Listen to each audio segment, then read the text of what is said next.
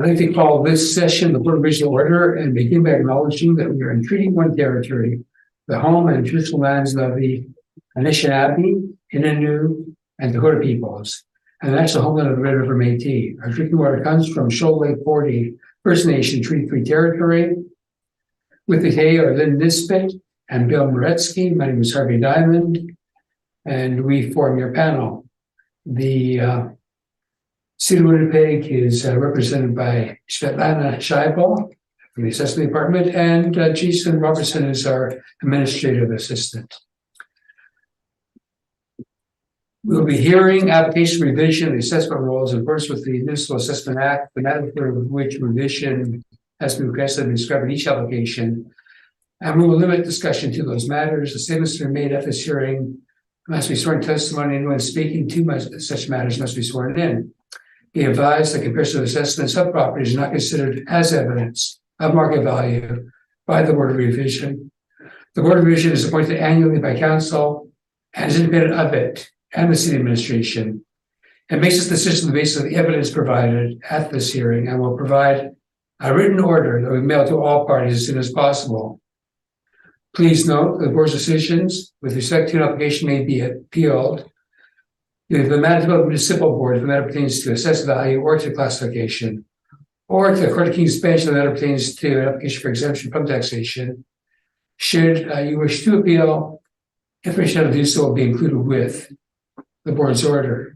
With respect to the hearing process, I will refer the points of appeal with your property to be addressed, with each applicant following the swearing in. We will then have the assessor's testimony followed by questions that the applicant may have, and then the applicant's testimony followed by any questions. Each side will give an opportunity to summarize if they wish to do so. Once all the evidence upon an application has been brought forward, the applicant may leave. The person will repeat for each item on the docket today. The session will close after all applicants have been heard, and the Board will deliberate in private and render decisions. You receive the Board's decision by written mail as soon as possible. As information, all public hearings are live streamed, recorded, and will form part of a public record. And today we'll be hearing items 1, 2, 4, 5, 6, 7, and 8. And Mr. Robertson, you swear the assessor and the applicant in, please, at this time. Madam Assessor, please state your full name. Svetlana Scheibel. Do you affirm that the evidence you are about to give at this hearing is the truth, the whole truth, and nothing but the truth? Yes, I do. Yes. Thank you. Mr. Applicant, please state your full name. Very well, Primer. Do you affirm that the evidence you are about to give at this hearing is the truth, the whole truth, and nothing but the truth? I do. Thank you. You may be seated.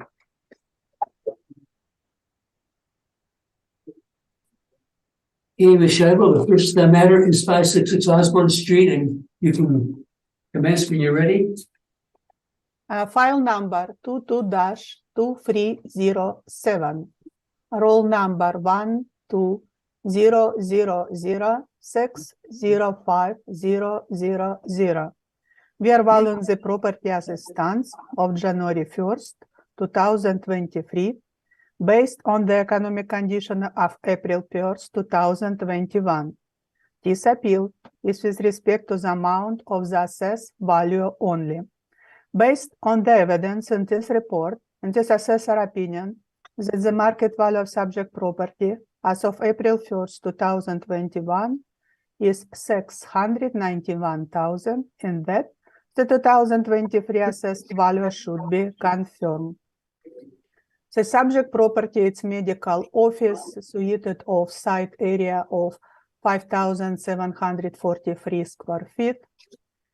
It's one-story building with leasable area of 3,420 square feet.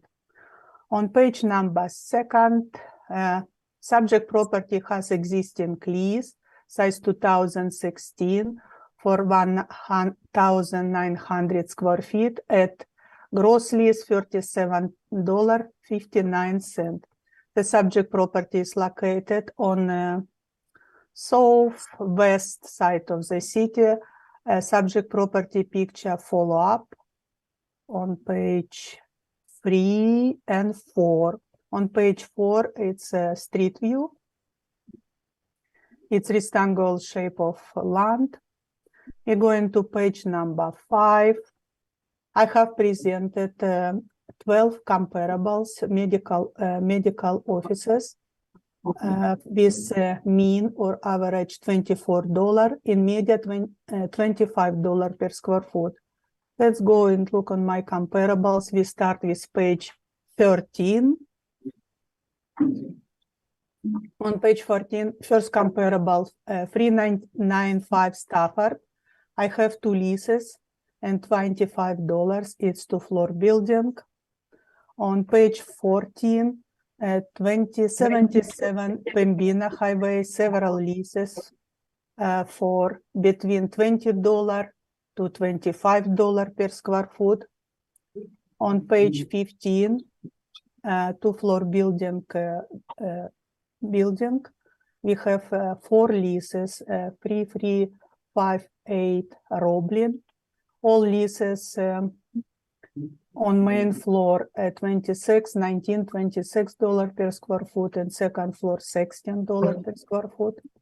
On page 16, leases on 1425 Caridon Avenue, 2-floor building. We have 3 leases between $24 per square foot and $25. On page 17, 717 Harrow Street. It's 1-floor building, lease size 2013 for 3,000 square feet at $25 per square foot. Let's go back by my summary list on page number 5. So my 12 comparables on Harrow, Caridon, Roblin, Headmaster, I forgot to show it, Stafford, Pembina, showed that mean of $25 per square foot. Let's go for our assessment. Subject property market income on page number 6. Leasable area 3,420 square feet. We use model driven $14.50 per square foot. We did apply vacancy loss 5.5% for all medical offices. Expenses 3%, shortfall $8 per square foot. In overall capitalization rate 6.2%.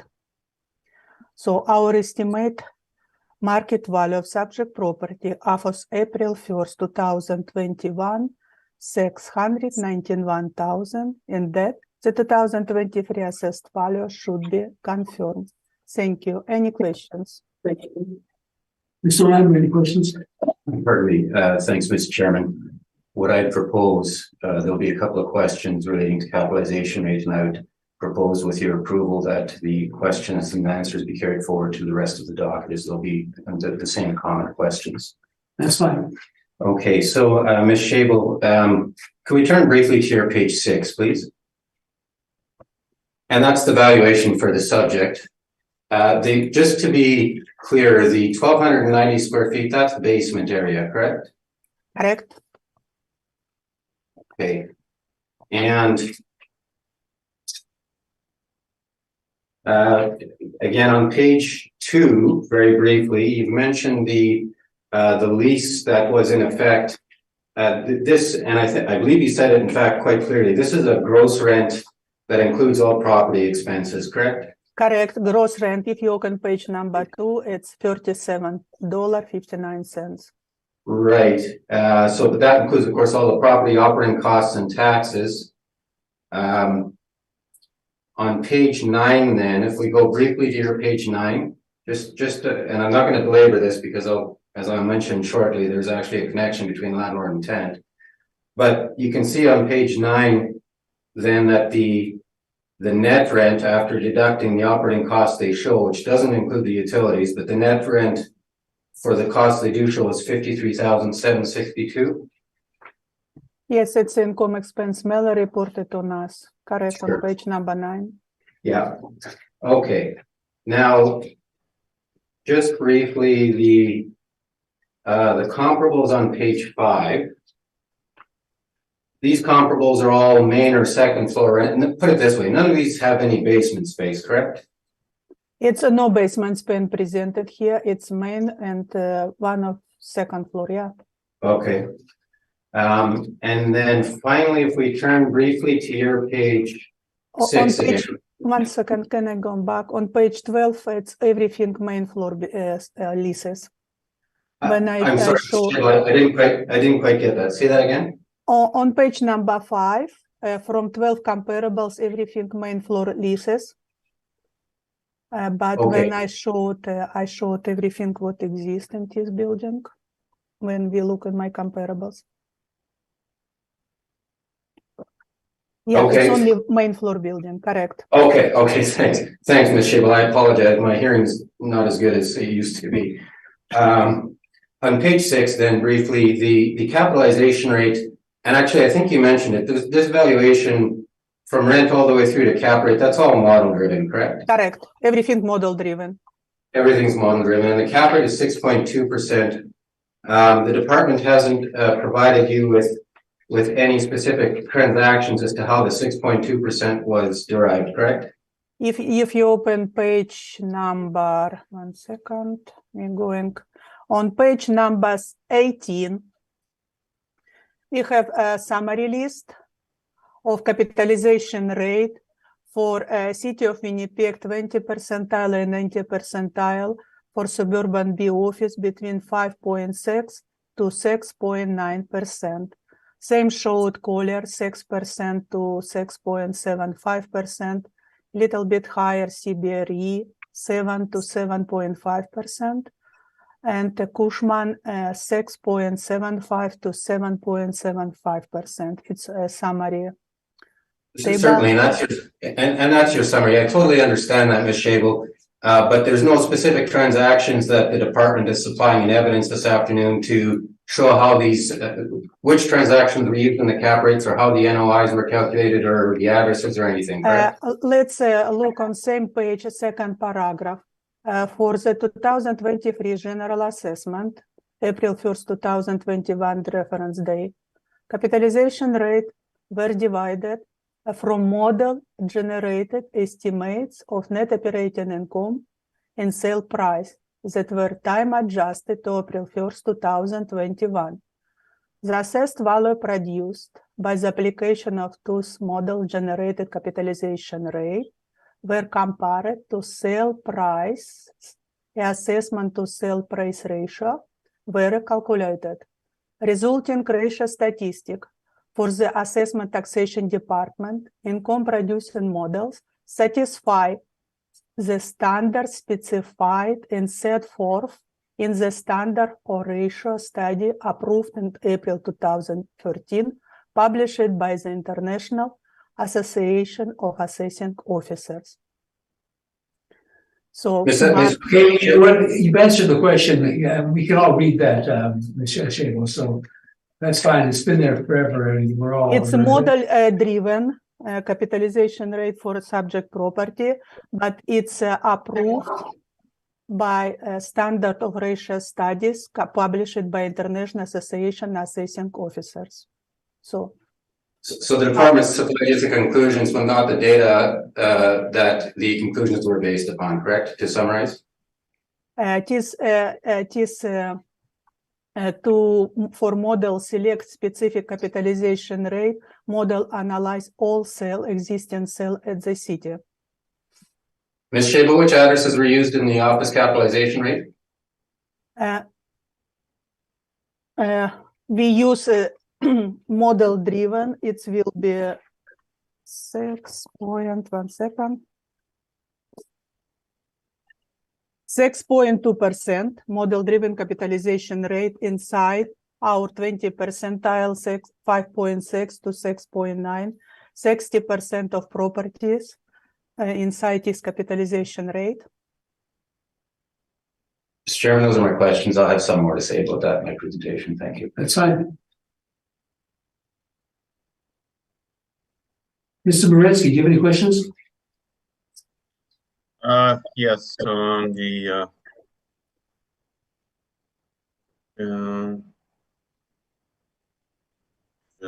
six. Page 6. Page 6, yeah. So you have the model-driven net rents for the two areas, A1 and C6, correct? Correct. And then excuse me, and you're subtracting on recoverables expenses of 3%, correct? Correct.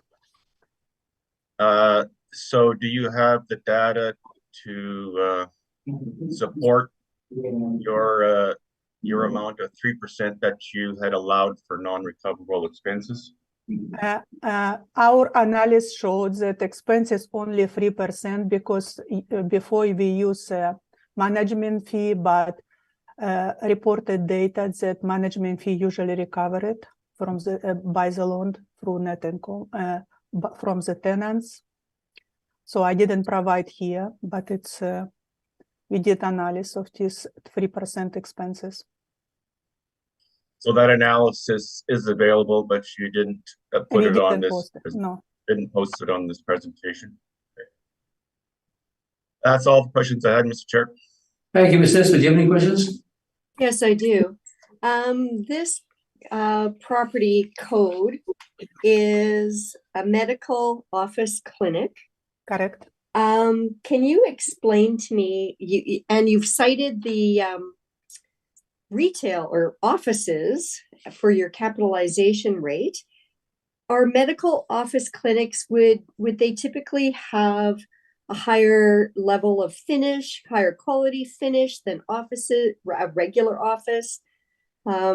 Is there a difference between a regular office that we're all thinking about where bureaucrats are pushing around paper versus a medical office? Yes, you're completely correct. Medical offices has a higher finish, and usually they rent higher as the normal office in sometimes in same properties. Okay, so is it fair to use a regular office capitalization rate for a medical clinic, which I expect would also have medical equipment, and it would, like, not that that's part of it, but it would have a different level of quality, I think. And capitalization rate, it's usually in our table on page 18, it showed similar like another outside sources to be inconsistent. For us, medical office, it's still office space, but rent for this office space, medical office space, much higher than the normal office space. Okay. So it's still in same rank like offices space. Okay. Office buildings. Office buildings, okay. Because in our case, if you look on our page 18, we have office, industrial, retail, multifamily, and hotels. We have only this dividing. And why we shown downtown A, downtown B, suburban A, suburban B, to make consistent with Colliers report, CBRE report, and Cushman-Wakefield reports. Have you inspected the property? I have not inspected the property, but I am able to completely accurately describe is based on data we have on file. Okay, when was it last inspected? I don't know. 1 second. I will check my records.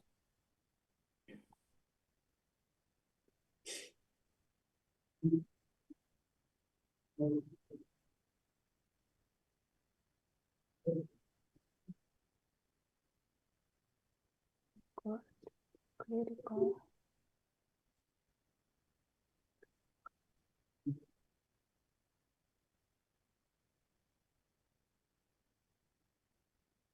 I don't see inspection. Okay, thank you. Our updates going by permits. Okay. Okay, the basement space, what is it being used for right now? Usually then basement, this subject property very small, less than 5,000 square feet.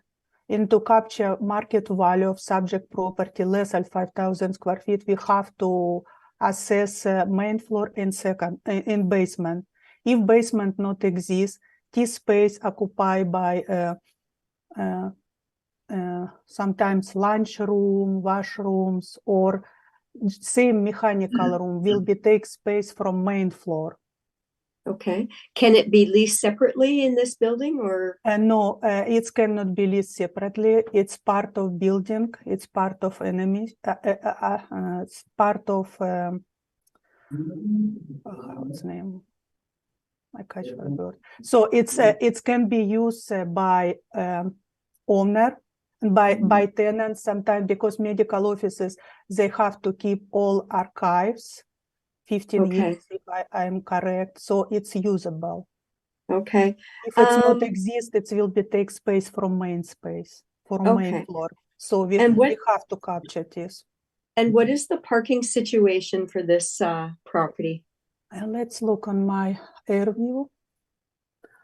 On page 3, we can see that have parking behind building, half of lots for parking. You can access from back lane. Okay. Okay, and is that similar to your comparables? Let's look on my comparables. That's why I try to put air view and street view to make sure we see. Yeah. If you see on Stafford, it has a parking behind building and on a side. Another comparables, 2077 Pembina, it's a neighborhood shopping mall. So it has parkings. Another comparable, 3360 Roblin has same situation, parking behind building, access from back lane. On 1425 Caridon, same. We have parking behind building on rear area, access through back lane. Another comparables on Harrow, 117 Harrow. In this case, we can see parking in front and on right north side.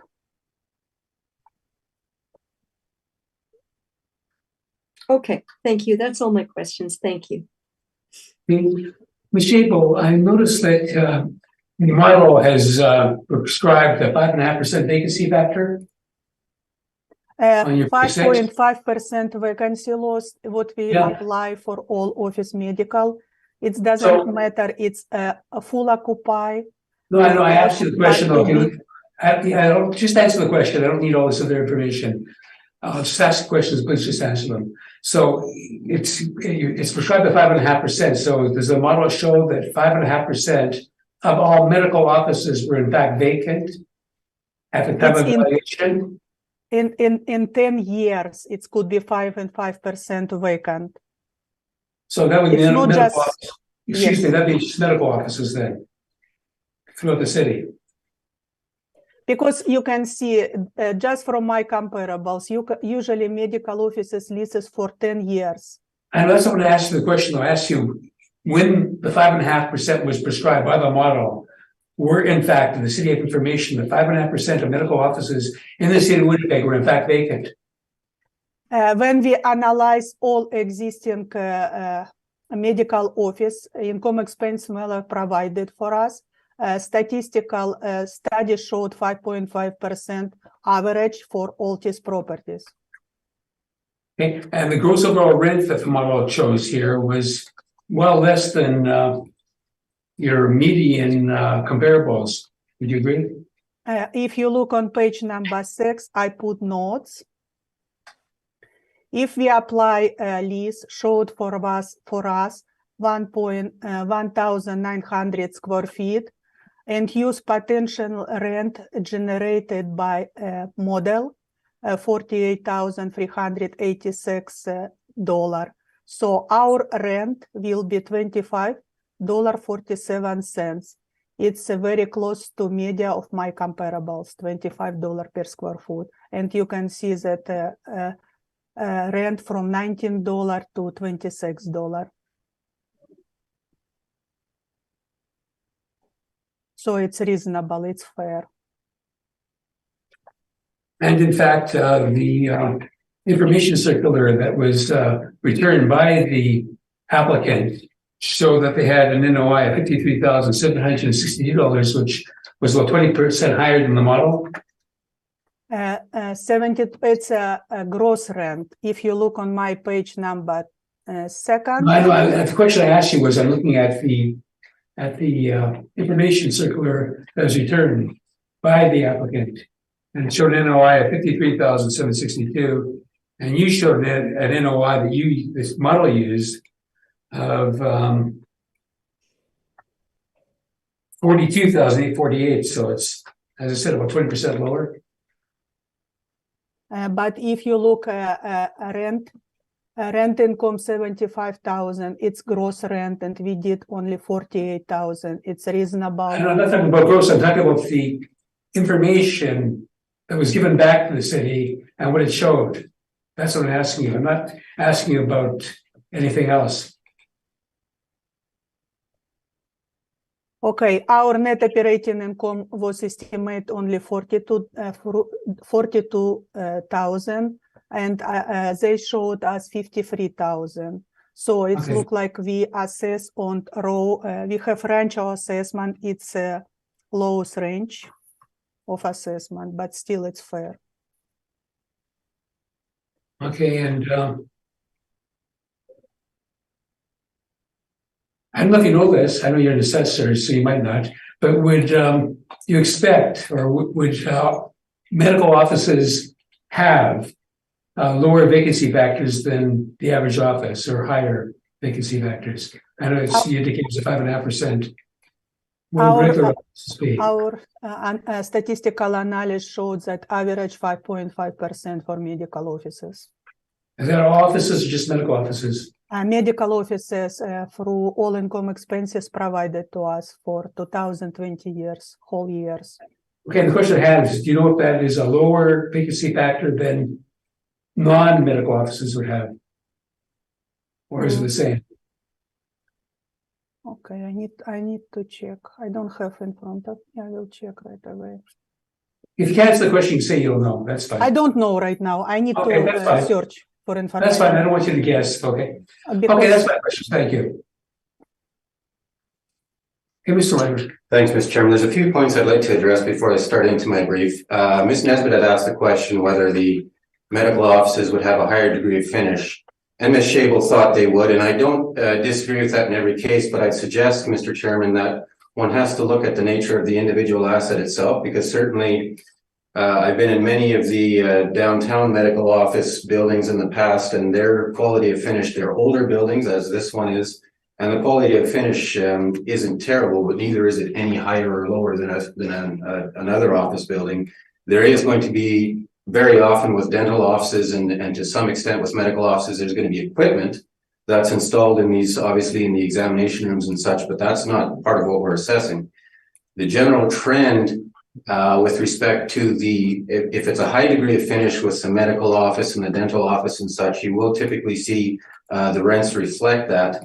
But I'd caution against blanket statements about the level of finish always being higher, because that certainly hasn't been my experience when I've gone through some of these buildings. The other question, Mr. Chairman, you posed with respect to the vacancy rate, and again, I'm not privy to the data that the department's got in the 5.5%, but if one looks at the overall, the suburban medical office, we're accepting the 5.5% as a market allowance. My suspicion was, if you would then take some of the downtown medical offices, the Winnipeg Clinic, the Boyd building, which is virtually 100% vacant now, the medical arts that's actually been repurposed for residential use. The medical office vacancy allowance historically, when you take everything in the city, would be quite substantial, but that's going to be very much colored by these downtown buildings that really are in the process of being repurposed and such. So the 5.5% we're accepting as a general rule. There's one case where we have a concern, but certainly when with the suburban offices, we believe the 5.5% is a fair representation. So with those comments in mind, in this particular case, this is, if we turn briefly to page 8. This is the front of the building. So this is it's a property that is occupied by a party that's affiliated with the owner. It's actually a OPCO situation. And so the rent in place, there was a gross rent of 75,000. And Mr. Chairman, you had referenced the NOI shown on the income and expense return. It's just a tick over 53,000. Don't forget, though, I'd ask you to keep it in mind that that's an NOI that presumes a 0% vacancy, which is not something that any investor would suggest would put forward. And it also doesn't include the utilities because those are paid by the operating company directly. So there's expenses that are not included. And certainly that NOI that's shown on the return will reflect a peculiar owner-occupied or affiliated owner-occupied situation for the subject. So, okay, I recognize the fact, Mr. Reimer, that an owner might be happy to pay himself higher rent because it might, from a tax point of view, might have it has consequences. Otherwise. So, okay. Page 9. Then, so this is a building that's was built in 1953. The variant age signed by the department is 1960, which we accept. The question had arisen with respect to the basement space. My understanding is that it's primarily storage with a lunchroom. So actually, I'm going to distill this. There's a few cases where I've had the opportunity to take a look at Ms. Schabel's evidence, and it certainly helps to refine the issues. So I'm going to briefly ask the board to turn to our page 15.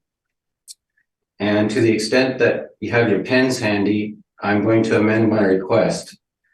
So the concern with respect to the evaluation parameters, we accept the main floor rent of $16.46. We've got some rental comparables that would be lower than that, and there's mostly in the downtown area, a couple on Pembina, but we're accepting the $16.46. The basement rent, though, we're suggesting should be at the $6 rate. So if working that through, though, applying the model-driven rent for the main floor space and the basement rent at $6 for what's primarily storage, it comes in at a total potential rent of $42,800. It comes then working it through using the same valuation parameters, including the 5% non-recoverable. The indicated NOI is $36,110, and the revised request that I'm making this afternoon, based on a review of all the evidence, including Ms. Schabel's, is $498,000, and that's using the 7.25% cap rate that we submitted in our materials. So the rental rate, as I say, we're revising that upwards to the $42,800, and the difference being the basement space, and then the significant differences distilled to the non-recoverable expense and the capitalization rate. Mr. Chairman, with respect to the non-recoverable expense, what I propose is to go through it at a very high level once, and please ask that those comments be carried forward. Okay. Turning briefly to our non-recoverable expense study then. If we go to page 3, and I am going to skip over, I'm going to just highlight the very most salient points. There. Next one. Oh, Tell me when you're ready, Mr. Chairman. okay, good. So on page 3, as we said in the past, there's no disputing, we do not dispute that management fees, quote unquote management fees, being the management fees charged to the property for the operation of the property, are recovered on a triple net basis, no question. But we're suggesting this expense allowance was never intended to relate to management fees, but was relating to unrecoverable expenses that are not recovered under any circumstances, including circumstances involving net leases. In one of the department's earlier manuals, they state, and this is now on page 3, second paragraph, however, even on a net rental basis, there are, a number of areas where the property owner must cover expenses. That's the effective market income must be reduced by the amount of these unrecoverable expenses to determine the net operating income. The appraisal theory supports this approach as well. If we turn to page 5, at the very bottom of page 5, and this is from the appraisal text, office property valuation, it states that the appraisal should also account for non-recoverable expenses, also called non-rechargeable expenses. The most important non-recoverable cost items to be aware of are space marketing costs, which include both tenant inducements and leasing costs, and an allowance for structural or mechanical repairs. To be clear, we have, for the board's information, provided some data where you include tenant inducements, but we are not relying on those figures where we are using, using a non-recoverable expense allowance that includes leasing commissions, marketing costs, and professional fees, along with some limited cases with asset management fees. Some of the we did take a look at a couple of other provinces and their manuals with respect to how they treated these costs. And if we turn into page 7, this is from the Saskatchewan appraisal, or I should say assessment manual. And it talks about non-recoverable operating expenses being legal and audit fees. We are including those. Structural repairs, which we're considering to be part of the quote unquote other allowance of 2%. Advertising and promotion, which we're including, and leasing commissions, which we're also including. We also took a look at the MPAC, which is the Ontario Municipal Assessment Authority. And on page 8, in their manual, they state that there's typically 2 areas where the property owner has to cover expenses. And the one area that we're highlighting here is non-recoverable operating expenses, which are not passed on to the tenants, such as legal, audit fees, advertising and promotional fees, and in our respectful submission would include leasing commissions as well. So then turning to page 10, we have a list of 4 items that are included in our analysis. Those are the leasing commissions, professional fees, asset management fees, and advertising marketing. Asset management fees are not common, and they only arise in a couple of the situations here where they have arisen, then we have included them. So then on page 11, this is the conclusions. All the data underpinning those conclusions is attached. Pardon me. Starting at page 18. I won't go through all of it. I'll leave that for the board to peruse should the board members wish to do so. But we've got the percentage of the stabilized percentages of expenses in the second column from the right. The last column is the one that includes the TIs, again, for the board's information, but we're not relying on it. The second last column on the right relates to the non-recoverable expense calculations for just those 4 items that I mentioned, with an average of 6.64% and a median of 5.98%. So we certainly believe that the 5% for a non-recoverable expense allowance remains appropriate and should be restored. Then turning briefly to pages 12, and this is now referencing pages 12 through 15. Should this board decide that the non-recoverable expense allowance should be reduced to 1% as submitted by the department, then that has a direct bearing on our capitalization rate request. Our capitalization rates are all calculated based on the inclusion of the full 5% allowance, and the mathematical effect of reducing that allowance would be to increase the indicated capitalization rate by roughly 30 points. But what we're suggesting in our submissions for the purposes of this docket is if the board reduces the non-recoverable expense to 1%, then please consider that our request to increase the capitalization rate by 25 basis points. We provide 3 scenarios, all using the exact same assumptions, save and except for the amount of non-recoverable expense. On page 13, we show the valuation using the full 5% allowance, and the assumptions that are common to all these examples are a potential rent of $1 million, a vacancy allowance of 5%, the 2% for other or structural, a shortfall rate of $7, and a purchase price of $11.5 million. So using those assumptions and the 5%, full 5% non-recoverable allowance, as you can see on page 13, the indicated cap rate is 7.38%. Then turning to page 14, using the very same valuation parameters in each and every case, except for a reduction of the non-recoverable expense allowance to 0, has the effect of increasing the indicated capitalization rate from 7.38% to 7.79%.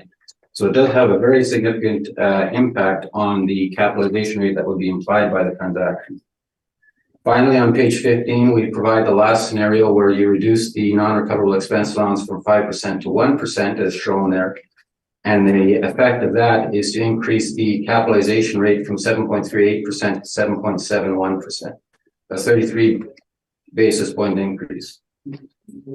So in our submission then, for the purposes of our request this afternoon, pardon me, we're asking that the board restore the 5% allowance, but in the alternative, if the 5% is reduced to 1, then to increase our capitalization rate request by 25 basis points. Then turning briefly to the office capitalization rate study. I could ask the board members and Ms. Shabo to turn to that and let me know when you're there. Next one. Right there. We're there? Okay. Again, I'll go through this at a fairly high level. If we turn initially, pardon me, to page 5, we don't rely on the broker capitalization rate figures per se. They are derived using a different methodology, but we do take a look at some of the trends that the brokers are indicating based on their published reports. And this is the sort of the period from 2016 to 2018, 2018 being the last reference date. And it shows, as you can see in the chart in the middle, the compression was virtually 0 for the different office property types, both downtown and suburban offices, Class A and Class B properties. If you turn to page 6, then we've got some capitalization rate transactions. And again, this is pre-pandemic, but there are some transactions there, as you can see listed on page 6, that had indicated cap rates of between 6.49% and 8.94% in the case of 423 Main. And certainly that provides the range that appeared to be appropriate for the office market prior to the onset of the pandemic. And the conclusions we came to at the top of page 7 were for suburban offices a range of between 6.25% and 7.5%. So then we look at, turning to page 8, the onset of the pandemic, of course, had a very significant effect on a number of real estate sectors, and office certainly being a sector that was very profoundly affected by the pandemic. In the first paragraph on page 8, we state that the success of the work from home model, which was implemented by necessity during the pandemic, did result in a higher percentage of employees wanting to not return to the full 5-day work week in the office, and typically would be more based on a hybrid work model. Davis and Young reports in their Q1 2021 Winnipeg office market report that 67% of employees, quote unquote, want to work in a manner that's more balanced. This transcends to the return to the office where flexibility and choice were key. And that hybrid work model, we're suggesting, based on certainly the reports that came to light during the pandemic, was very much, it wasn't a transient thing. It's something that most offices and most employees certainly were interested in the longer term. But Mr. Remember, not in medical or dental offices, because you have to be there to work with a patient. You do. So what you were doing with today. I understand, but I guess I'd suggest that the impact, Mr. Chairman, of the office space and the downsizing would be that the medical offices, in addition to other office users, the medical office users would certainly have more choice. Okay. And would be able to negotiate. They'd be in a position of strength as far as, you know what I mean? So, but your point's well taken. So the on page 9 then, and this gets to the office market generally. Altus Group had an opportunity to interview a number of actually quite a number of very sophisticated investors with respect to the office market. And at the bottom of page 9, the survey that Altus had conducted, and there was actually two surveys that were conducted, one in April and then one again in November of 2020. And these survey indicated that 57% of respondents expected office tenants to downsize their space. Again, Mr. Chairman, leading generally to the softening of the office market, and certainly more akin to a tenant's market for both medical and other office uses. If we turn to page 11, then specifically with respect to the office capitalization rates, at the bottom of page 11, the conclusion that the investors were presenting to us was that office capitalization rates would increase in 2021. And on page 12, we show the graphs there, both for higher quality and lower quality office. And for the higher quality office, the A majority of respondents believe that it would be 25 basis points in the November survey. And for the lower quality office, it was higher still, with basically 50% of the respondents in November indicating a 50 to 75 basis point bump in cap rates that were expected as a result of these factors. So then turning briefly to page 15.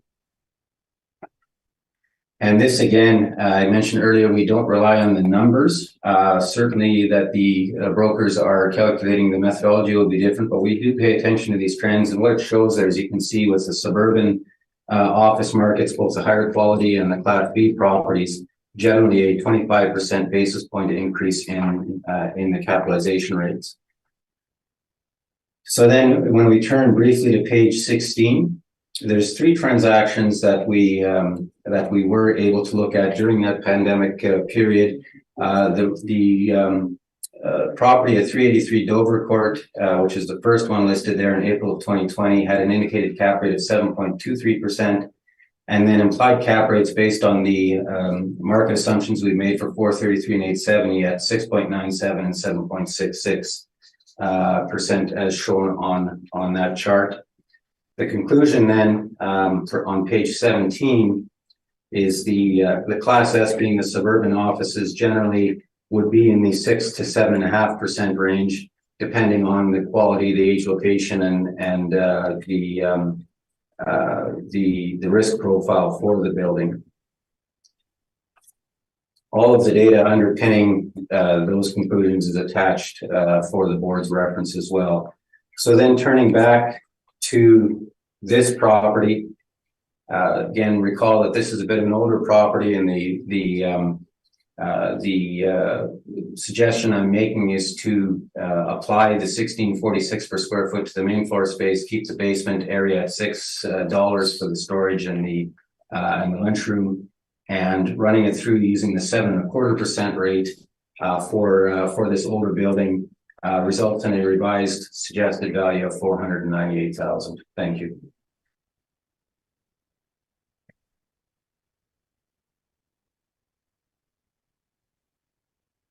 Any questions, Ms.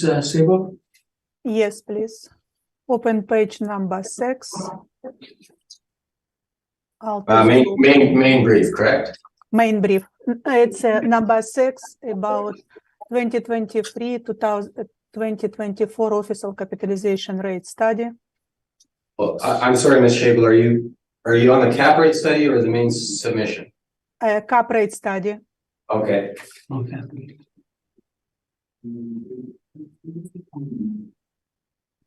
Page 6, yes. So you can you presented 1, 2, 3, 4, 5 example of capitalization rate. The subject property around 4,000 square feet maximum. So your comparable your capitalization rate for 417 Worth Avenue, 5,152 square feet, in 1049 St. Mary Road, around 4,500 square feet. So it's close to the subject property, correct? You're talking Warsaw and St. Mary. And St. Mary's, yeah. So yes, Warsaw would be close to the subject. St. Mary's would be at the south end of Winnipeg. These are the pre-pandemic transactions, don't forget. But yes, indeed, you're right. And they showed market capitalization rate 6.49 and 6.95, correct? Yes. And you would like to apply for subject property more higher capitalization rate, correct? That is correct, indeed, for a couple of reasons. The significant proportion of rent that we're applying to the basement space and the age of the subject. But you're absolutely right. As far as the location, Warsaw at 6.5%, it's a newer building. Its age is 1976, but that is the rate at pre-pandemic. But it's a good capitalization rate for the subject property. Well, I guess I suggest, Ms. Shable, yes, except you have to factor in the pandemic and the things that the office investors were seeing and the general softening of the office market leading to a rise during the pandemic in the cap rates. But yes, 6.5% pre-pandemic for a property I would consider to be comparable. You're right. Correct. Okay, let's open page 15, same brief. On the cap rate study, correct? Yes, we Yeah. still on cap rate study.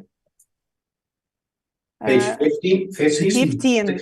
Okay, We look in Winnipeg Q1 21st of capitalization rate brokerage firm. And we looking on table, last columns, it's office suburban B. Everyone there? sorry, Ms. Shable, could you say that again, please? We looking on table, on last columns, office suburban B. Yeah, okay, got it, yeah. And we see Collier's quota first 2018 showed a range from 6.5 to 7.25. It was for previous assessment. Right now, Yeah. for Collier showed for market quota first 2021 6 to 6.75. Capitalization rate went down, correct? For the Colliers one, it did, yes, it did. Let's look on page 16.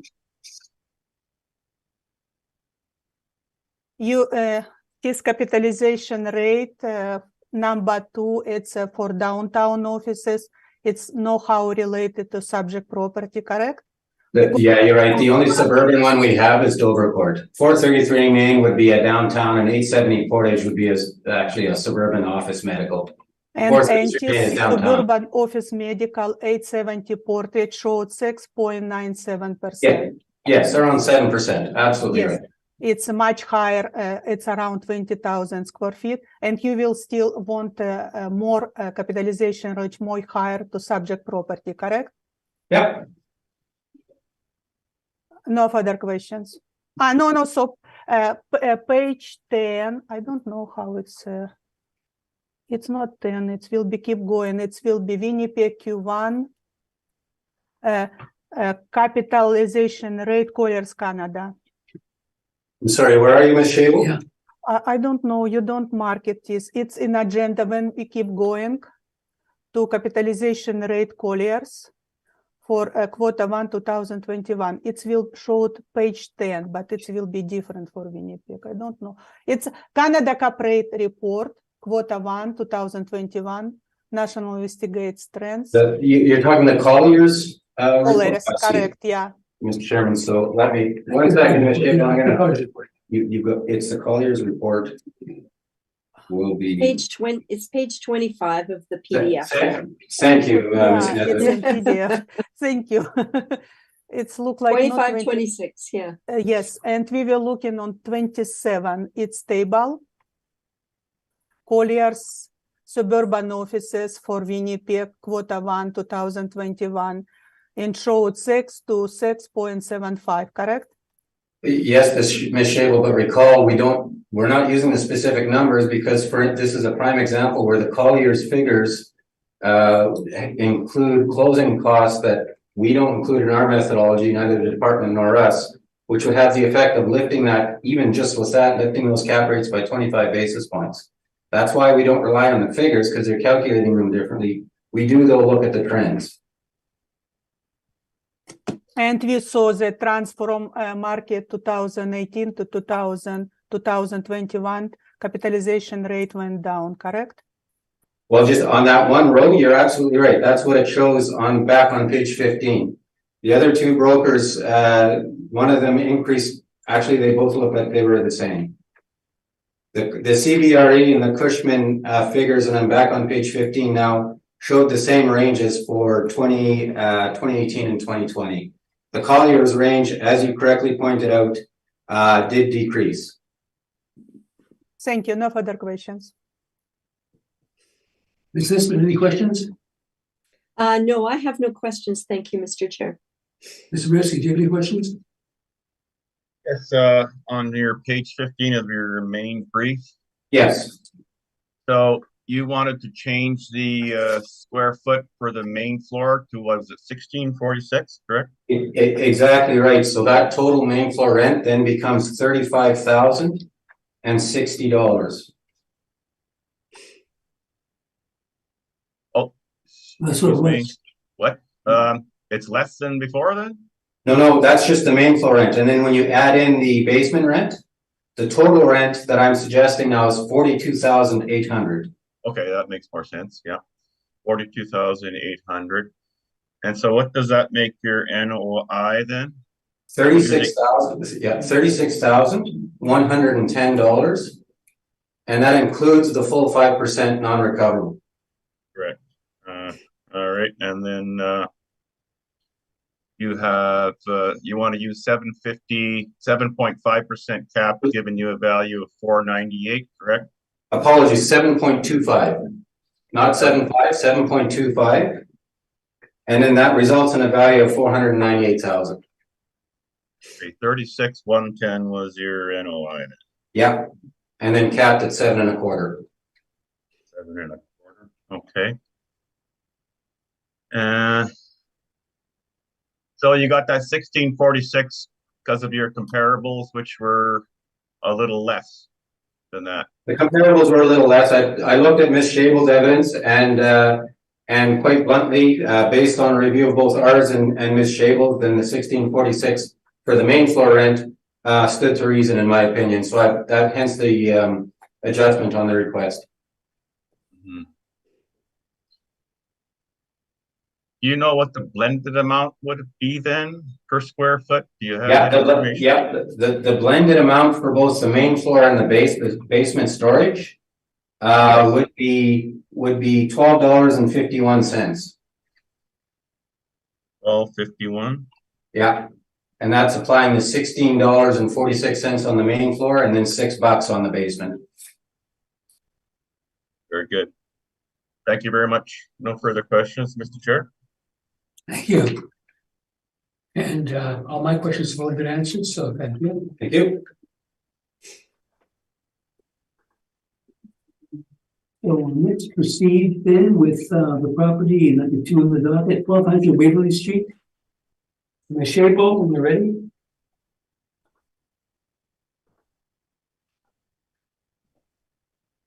Oh, you're muted. File number 22-1334, roll number 0307160720. We are valuing the property as it stands of January 1st, 2023, based on the economic condition April 1st, 2021. This appeal is with respect to the amount of the assessed value only. Based on the evidence in this report, it is assessor's opinion that the market value of subject property as of April 1st, 2021 is $4,133,000, and that the 2023 assessed value should be confirmed. The subject property is medical office situated on land area of 57,435 square feet. It has leasable area of 16,666 square feet. On page number 2, I have presented analyzed income expense mailer. It shows the subject property leases, existing leases. So let's look. Units 1, lease started in 2011 for 4,000 square feet roughly at $21 per square foot. Units 8, lease started in 2020 for 1,475 square feet and $29.92. Units 10, lease started, it's post reference, sorry, you can, I don't talk about. Unit 7, another lease in 2009 for 2,573 square feet and $28 per square foot. Units 9, lease started in December 2020. It's for 1,641 square feet and $27.82. And lease in units 9 started 2013. Around 6,000 square feet for $18.90. So we can see that average area reported 16,865 square feet and overall rent $23.53 per square foot. Following subject property picture, the subject property located southwest of the city. And on page 3 and 4, more subject property, air photo and street photo. It's a regular shape of land, one floor building, street view on page number 4. On page number 5, more street view of subject property. And I have presented 11 comparables. It showed that mean of $23.73 in media of $25 per square foot. Let's go to page 14 and look on my comparables.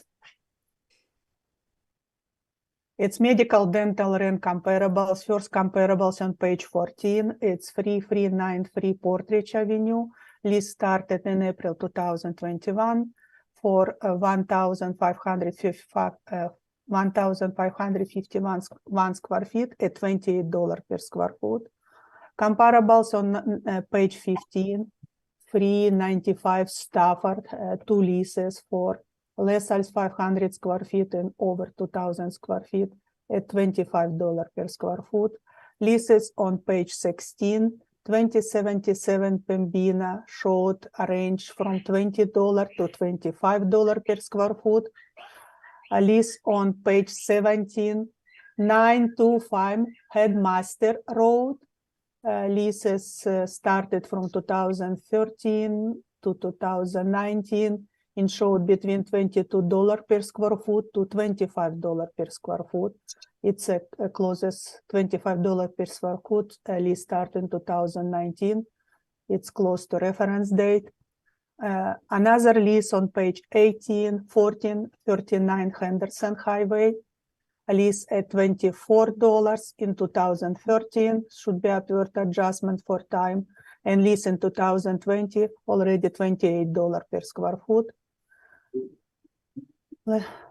Let's go back on my assessment on page number 5. So my 11 comparables on Portridge, Stafford, Pembina, Headmaster, Anderson Highway, showed median of $25 per square foot. On page 6, subject property market income estimation, we did use the leasable area of 16,666 square feet and overall rent of $17.93. We did apply vacancy loss of 6%, expenses 3%, shortfall $8 per square foot, and our capitalization rate 6.4%. So our estimate value of $4,133,000. Let's go to page 11, and I have a brochure, lease brochure for the subject property. We can see interior photos. On page 11, it's unit 10 was available for lease. On page 12, for photos of these units. So based on evidence in this report, it is assessor opinion that the market value of subject property of April 1st, 2021, $4,133,000, and that the 2023 assessed value should be confirmed. Thank you. Any questions? Mr. Reimer, any questions? Thanks, Mr. Chairman. Ms. Shable, could we turn briefly to your page 2, please? Yes. Were you aware, that's fine if you weren't, but are you aware that the figures that you presented on page 2 are the gross rents inclusive of operating costs and taxes?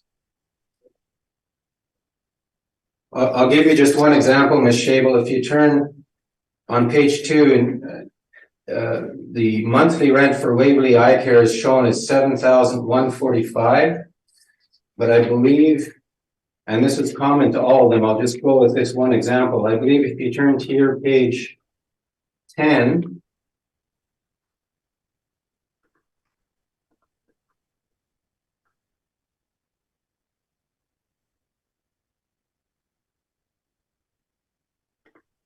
oh, you know what, Ms. Shable?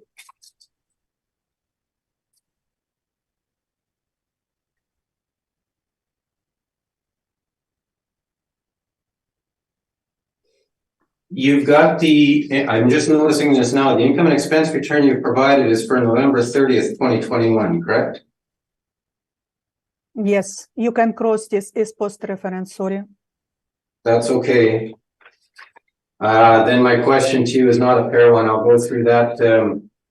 But go if through you that in my materials. just look, if you look just on page number 9, just not analyze figure, but we can see that they showed rent income, and plus they showed general administration recoveries, utilities recoveries, and property tax recoveries.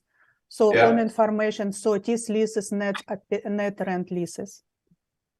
Actually, I'll have something to present that would show to the contrary, but the information that you presented for the November It's 21 post-reference. ID, It's post it is reference. post-reference. That's okay. I'll go through it in my presentation. I'm not sure what happened there with the owner, so that's fine, Mr. Chairman. I'll go through it shortly. And at the end of the day, not much turns on it because our rents are actually remarkably close. But then turning briefly to page 6, so this is again model driven top to bottom, correct? Correct. Thanks, Mr. Chairman. Those are my questions. Thank you. Mr. Boreski, do you have any questions? No, I do not. Ms. Lisbeth, do you have any questions? Yeah, just a quick one on the cap rate. Ms. Shable, this property has a cap rate of 6.4. The previous property, the previous one had a cap rate of 6.2. Could you explain why this cap rate would be higher than the previous property, please? Previous property less than 5,000 square feet. It will be if it will be put on sale, it will be has more market or purchasers who can afford this property. That's why capitalization rate will be they will be buy this property for much lower capitalization rate. When we have property over 15,000 square feet, it's already less people can afford property for 4 million. That's why capitalization rate going more higher, 6.4%. So is then the greatest, like I understand that there are several factors that go into a capitalization rate. Correct. But are you suggesting then that the most significant factor, the most heavily weighted factor is size? Size for small property less than 5,000 square feet. What we observe for our analysis and model pick up usually a lowest capitalization rate because it's usually sale for higher, more people buy this property. Okay, then how does buy property for 500,000 compared to 4 million? And what is the significance then of age? Or does it matter? Is it all about size? Age of or interior usually showed in rent because usually office building stays 16 years. If no renovation was updated, no capitalization investment, it will be demolished and built new building. So usually when you have building, it's usually have maintenance, capitalization investment, so keep property suitable for tenants. That's why we have downtown property 100 years old, but they still are suitable for tenants. They keep updating and keep it running. Okay, thank you. Thank you for that. No further questions. Picking up on what Ms. Nesbitt just asked you, the property before, which has a much lower cap rate than this one, is a lot older and only has one office in it. So that if, in fact, the tenant moved out, you'd have 100% vacancy. This property has 7 different tenants.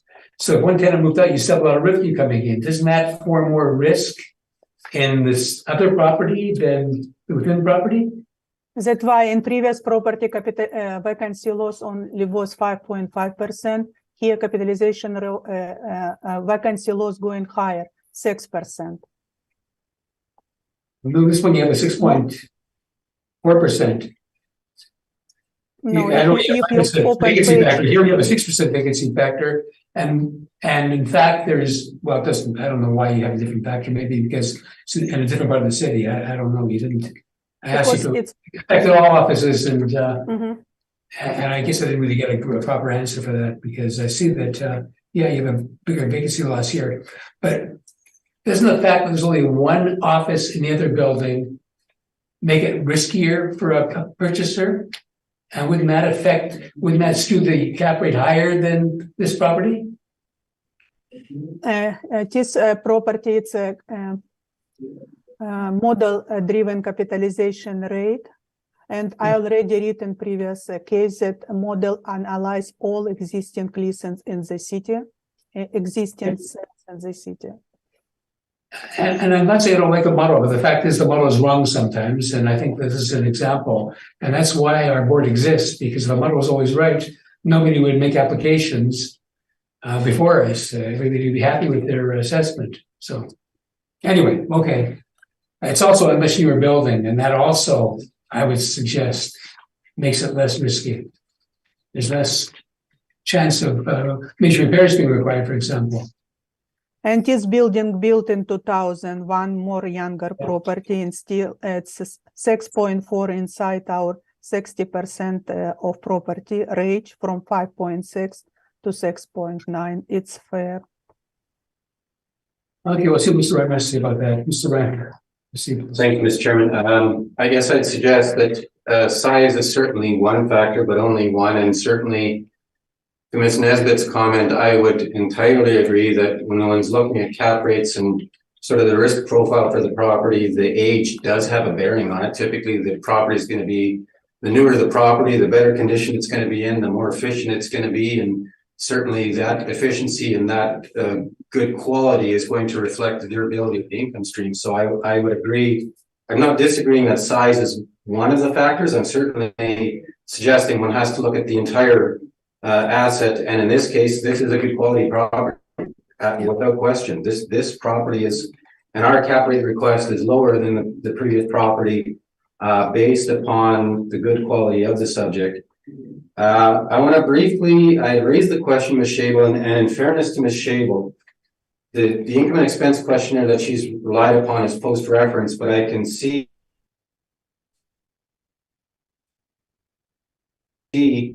where now she got her numbers from. But if I can ask the board members, what's this difference between our income and the department's, Ms. Shable's income? But I want to be very clear on how we're getting there and why I believe that the owner has misreported on the 2021 INE. If we turn to our page 19 of our main submission, please. And I'm just going to give one example, but this blows through to all of the remainder of the leases. On page 19, you've got the leased area, and then right beside it, you've got the monthly rent. And this is the information returned from November 30th of 2020. So this is the last fiscal year prior to the reference date. The monthly rent they show there is $4,593, which is much different and much lower than the rent that they reported on it's post-reference material, but the rent they reported on the rent roll that Ms. Shable's presented. I remain convinced, though, that the numbers reflected on my pages 19 and 20, those monthly rent column figures, are in fact the true and accurate net rent figures. If you turn to one page prior to that, to page 18, you can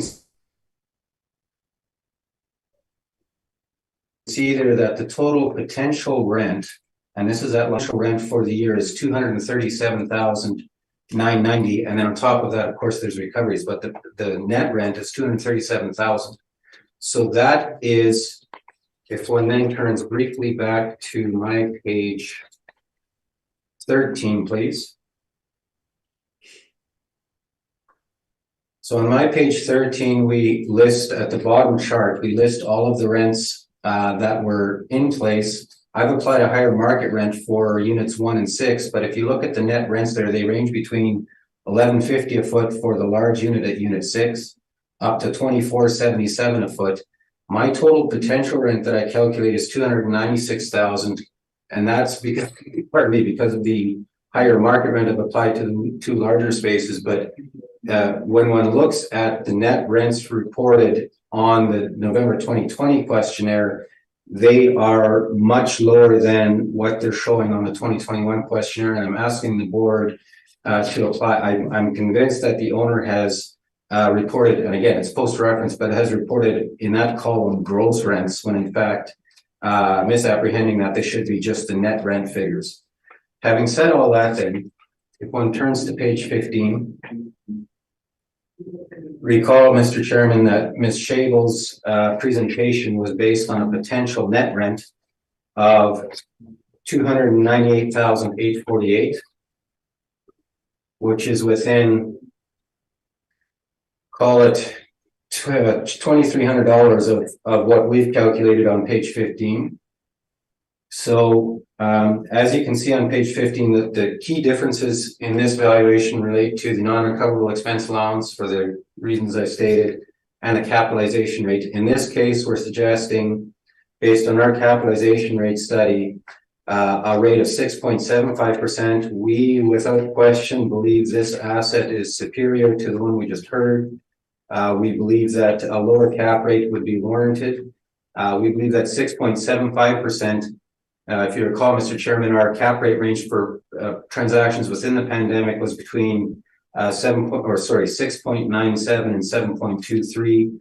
So we're picking something here that's at the lower end of that indicated range of 6.75%, reflecting the good quality, the newer construction, and the rental rates and the covenants that are in place here. I do note, and again, this is for the board's reference, if we simply apply the assessors, because we're so close, if we apply the $298,848, which is the department's potential rent, very close to ours, if you just use that figure, though, run it through using the 5% non-recoverable and 6.75 cap, the request then becomes $3,737,000. So I give that as an alternative to the board this afternoon. Thank you. Thank you. Ms. Shabel, any questions? No questions. No questions? Mr. Resky, do you have any questions? Yes, on page Hello, 15. are you there? Yeah. Can you hear me? Yep. Okay. On page 15, you have your non-recoverables 5%, correct? Yes, indeed. Oh. And you have other as 3%, correct?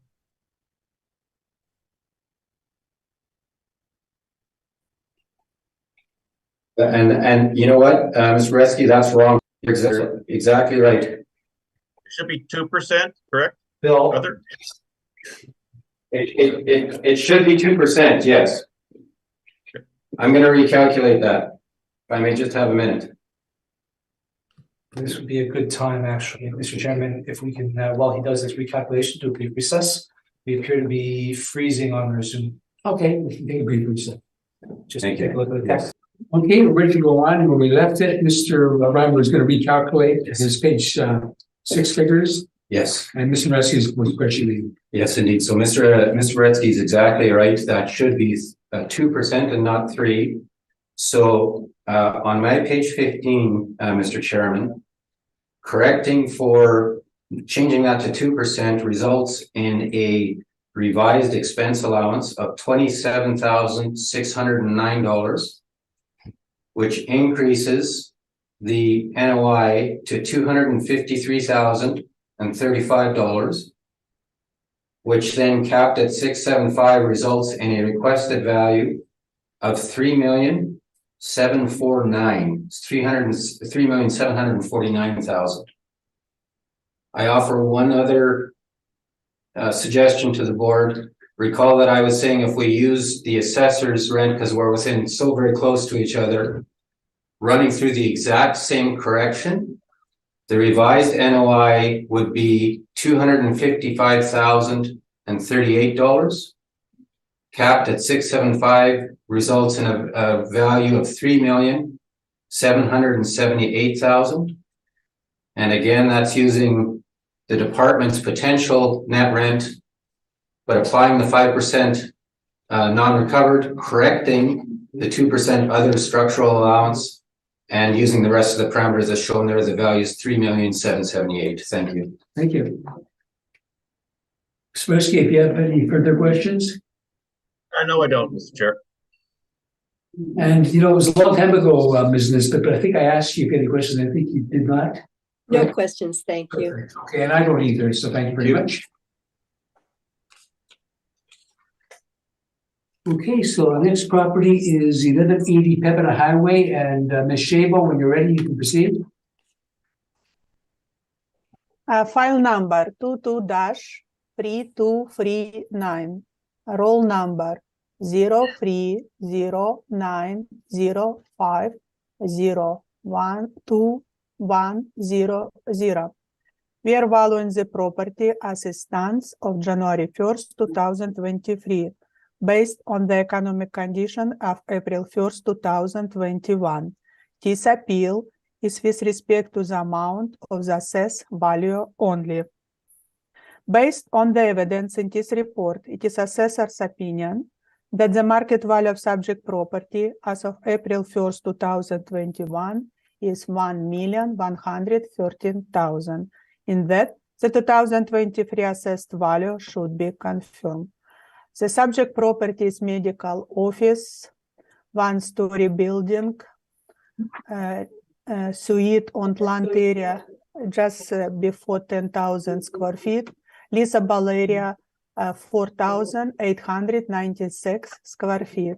On page number 2, we have subject property leases. Leases started from 2000 by 2018.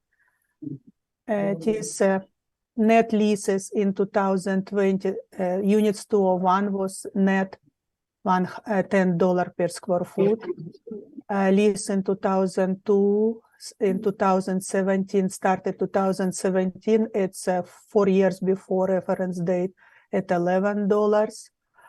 Lease in 103 units, start in 2015 for $14 per square foot, but it have to be upward adjustment for 6 years, time adjustment. Units to 104, lease in 2018 and $9.50. In 205 units, lease for $10 per square foot. Reported leasable area 5,149 square feet. We assess only 4,896 square feet. Following subject property picture, red dots show that subject property located southwest of the city. More photo following on page 3 at 4. It's a rhombal site of land, one floor building, street view on page number 4. On page number 5 on bottom, I presented 8 medical rent comparables, and they showed a mean of $21.88 in media of $23 per square foot. Let's look on my my comparables. They started on page 17.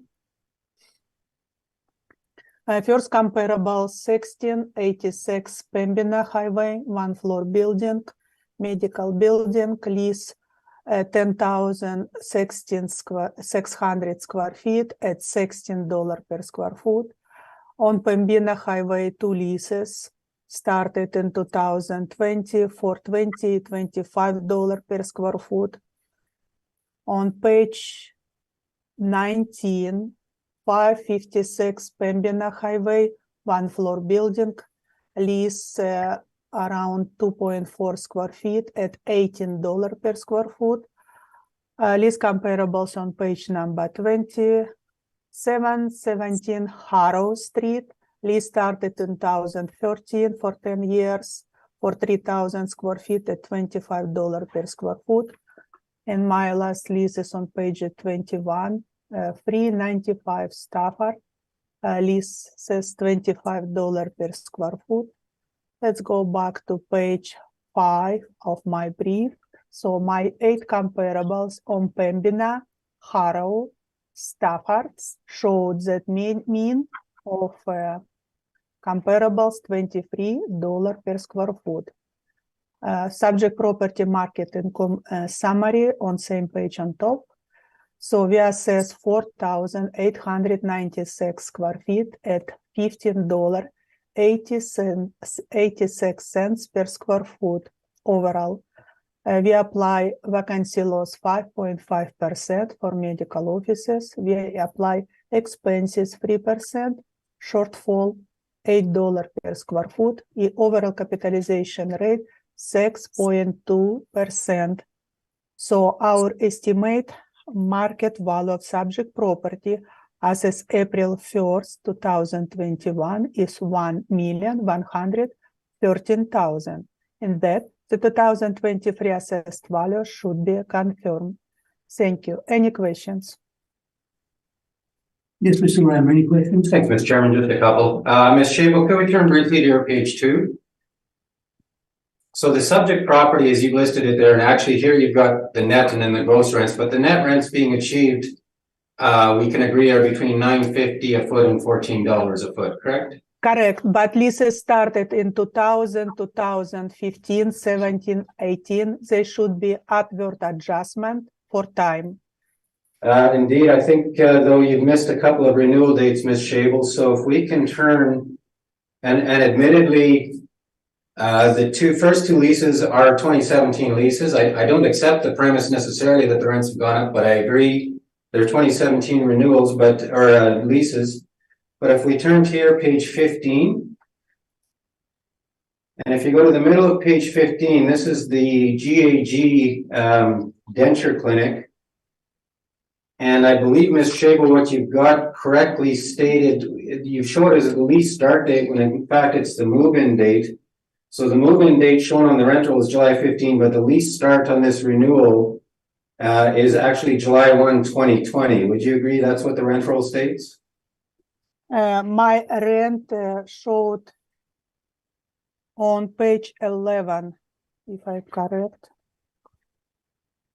One moment, I'm simple. I am wrong property, sorry. I'm sorry, Ms. Shable, what was that? I am on wrong property, 1 second, I open my brief.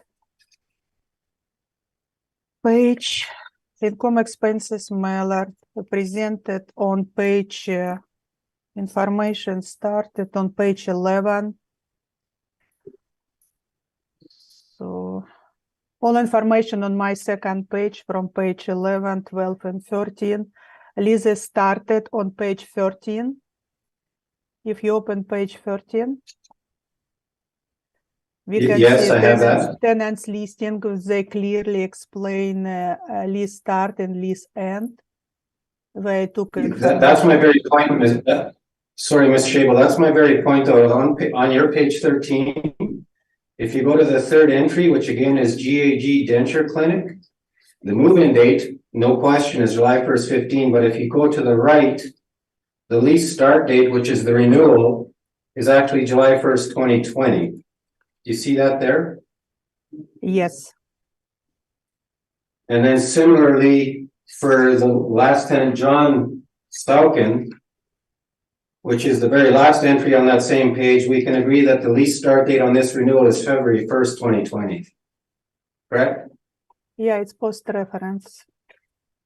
No, I think February 1st, 2020 is still within the reference period.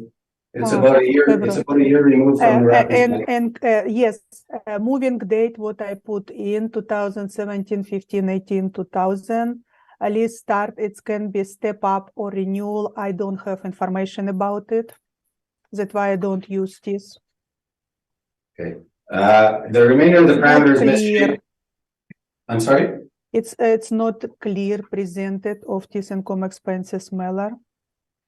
I differ with that opinion, but that's okay. The remainder of the parameters are model driven, including the cap rate, correct? Correct. Thanks. Those are my questions. Thank you. Mr. Resky, do you have any questions? Yes, all your comparables that you've used. I can just. On page number 5.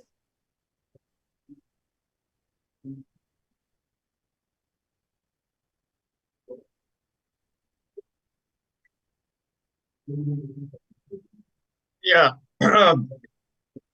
Those are all net rents on that right column? Correct.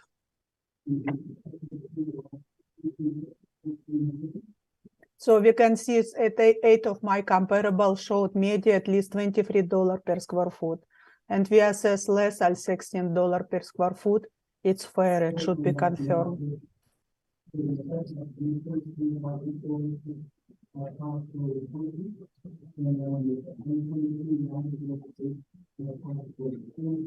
Okay, that's all my questions. Ms. Smith, do you have any questions? Well, I also had questions about the rent. Because looking at that would show that the model's got a higher rent than that being reported in the subject property lease, no matter which way you cut it, whether or not that's the lease start or the move-in. Because this list was negotiated in 2017, it's 4 years before reference date. It was completely different market for $10 per square foot. And a model pick up less than $16 per square foot. But when we look on my comparables on same page number 5, it showed between $16 to $25 per square foot. Medical office rent. So why would you show the property leases if they're irrelevant? No, it's site specific. I just try to analyze income expenses Miller provided to us and see if it makes sense, how it's how high performance. But it showed that between $9.50 to $14 per square foot leases, but it should be upward adjustment for specific market, April 1st, 2021. So $15 less than $16 rent model generated, it's fair. So I tried to take the premises in your model and to see if I could match them to the sites, to your subject property leases. And for example, I'm looking at the last one, the 520 square feet. The net lease you show was from 2000. Now I realize this is one of the smaller premises, but the lease start date you show is 2000 with a net rent of $10, but your model's showing $17.62. That's a new lease. That's within the... No, it's started 2000. It's 21 years before reference date. Oh yeah, right. Sorry. You're right. Okay. So much for that. Okay, but the 2018 lease start is $9.50. And if I'm finding the right premise, it's a $15.47 in your model. So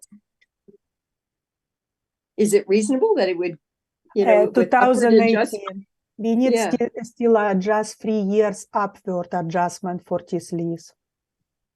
But you don't have those numbers. You don't have the actual rent in place. We don't use actual rent in place. I know you don't, but you're showing the subject property lease. So it's not really the actual, right? It's just it's what reported to us, and I will be never use lease showed for 2000 years, 21 years before. No, but I was looking at the 2018. But in my case, yeah, when I analyze, I see at least how much area reported, how close we are. I still look in site specific, what provided to us. So what about your page 15, your master rent roll? What is that showing? Can you explain then? It's where I took information from master roll to my page 2nd. So I took this number and posted on my 2nd page for subject leases. So are you saying that what's shown on the master rent roll is actually not what's happening with this property now? No, it's what actually happened with property now. Let's open page 15 of my brief. Please. On first floor, units 101, we can see move-in date 2017 until 2022. and they rent charge $10 per square foot for area leased 1,471 square feet. Right. They pay extra $13.48 for occupancy cost, property taxes $3.30. So total gross lease $26.78. What I posted in my table on subject leases. Another lease 102 started in Miss, 2017 again. So what's the net lease then? Net lease, it's rental charge, $10 per square foot. Isn't that the key number we should be looking at, is the net lease? Yes, correct. Tenants, So on that total, it's property, gross. the net rent is $10 currently. And your model is showing approximately, if I'm matching the right property premise, is $15.38, correct? Yes, it showed, if you analyze this income expenses method, it showed that actual property lease less as market rent, but zero vacancy. But we Correct. still apply vacancy on top. Yes. Correct. Sometimes a landlord decide to rent less as market, so no vacancy, or he can wait for right customers, ask market rent. It will be vacant space. But the net rent that goes into your potential rent in your model, Mhm. it's just using the net rent before vacancy. Yes, from market evidence, not just for this specific property. No, I understand that. From Yeah. similar properties as well. Correct. So is your model overestimating the rent for this specific property, No, given this master rent roll evidence? it's take a market evidence, estimate market rent of similar property. It showed at least $16 per square foot, and plus model apply 5.5% vacancy. In our specific subject case, it's zero vacancy, but we still apply. Do I miss something? I understand that the vacancy is applied to the potential rent. But what I'm trying to do is look at the master rent roll, which is in your evidence, to determine, does that support the model that you have also presented? So I'm just trying to look at the net rents presented in the master rent roll compared to the net rents that you're proposing in the model. That's all I'm trying to do. It's supported by my rent comparables on page number 5. I presented 8 rent comparables. Yes, I think it's inside this range. Okay, I can't go any further than that. Thank you, Mr. Chair. Thank you. So Ms. Shable, I noticed on this property that the model has indicated a 6.2% cap rate. Correct. And I noticed that on the previous property we just had before that, which is quite a bit newer, and it seems like a better property, it's 6.4. How do you rationalize the model picking a lower cap rate for this property than the property dealt with just before it? And this property less than 5,000 square feet and built in 1972. And previous property was around 16,000 square feet, 17,000 square feet, 3 times bigger property and built in 2001. But so it's a completely different property by size, age, location. I understand that, but why would an investor who's investing feel that he needs a higher return on the property, the better property that we just dealt with, than this property that we're dealing with now? Because this property less than 5,000 square feet, assessed for $1 million, it's more people can buy it, more purchases pool to buy this property, compare a property over 4 million. That's why capitalization rate study showed much lower compared to higher value property. For So you honestly small think properties. that rationale you just indicated is reasonable? Yes. Yep. Okay. Well, I can't ask you to, okay. That's my question. Mr. Reinberg, go ahead. Thanks, Mr. Chairman. Could I initially ask the board members and Ms. Shable to stay on Ms. Shable's brief? I want to clarify this with the lease start dates and the move-in dates, because it has a profound effect on the analysis here. So on page 13 of Ms. Shable's materials, at the middle of that page, there's a tenant listing. And the key is this, and this gets to the questions that were posed by Ms. Nesbitt, because Ms. Nesbitt is bang on. The move-in date, the move-in date is very clearly shown, and these dates, as you can see, there are from July 1st, 17th, December 1st, 17th, July 1st, 15, October 15th, 18, and then February 1st of 2000. No question, those are the move-in dates. Those, and I can't state this emphatically enough, those are not the lease start dates. There have been several renewals, and the lease start dates are shown in the third column from the right. It says lease ST for lease start. And again, I had asked Ms. Shable, and this is further to Ms. Nesbitt's comments, there's actually 2 lease renewals that were negotiated in 2020, one in July of 2020 for the GAJ denture clinic, and one in February of 2020 for Dr. John Southon. So there is no doubt in my mind that those are the lease renewal dates, and the suggestion that somehow the lease comparables which would be effectively double the lease rates being achieved within a year of the reference date, I'd suggest very strongly is simply not tenable. Okay, Mr. Reimer, if you look at it, you'll see that as far as Dr. Socken's concerned, the lease start and the move-in date is the same date. No. Look again, Mr. Chairman. Oh, it's 00. 00 for the move-in date, You're yeah, right. and then February 1st, 20, and it's reinforced. I'm going to actually go now to my brief because it's the same rent roll that Ms. Shable's presented. If we could go to my submission on page 22.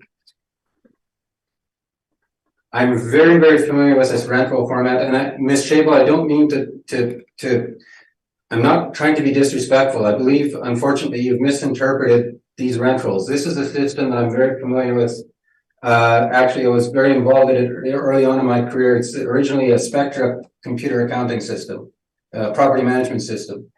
In this system, in the middle, on page 22, you'll see 2 sets of columns. One is a move-in and move-out date, and one is, the next one over is the lease start and end date. Again, the move-in dates are shown on the left-hand column there. So in the case of GAG denture clinic, they moved in on July 1st, 2015, no question. But the key here is the lease renewal. In the next column, the lease start date is July 1st, 2020. And the lease end date is June 30th, 25. That's the renewal date. And so that is the renewal date for that premise at $14 a square foot net. And then similarly, the very last entry on page 22 is the one for Dr. John Sauken. And again, it's a February 1st, 2020 renewal at $10 a foot. So with greatest respect to Ms. Shable, I'm convinced that the rent roll has been misinterpreted in this case. If we turn then to page 13 of our materials,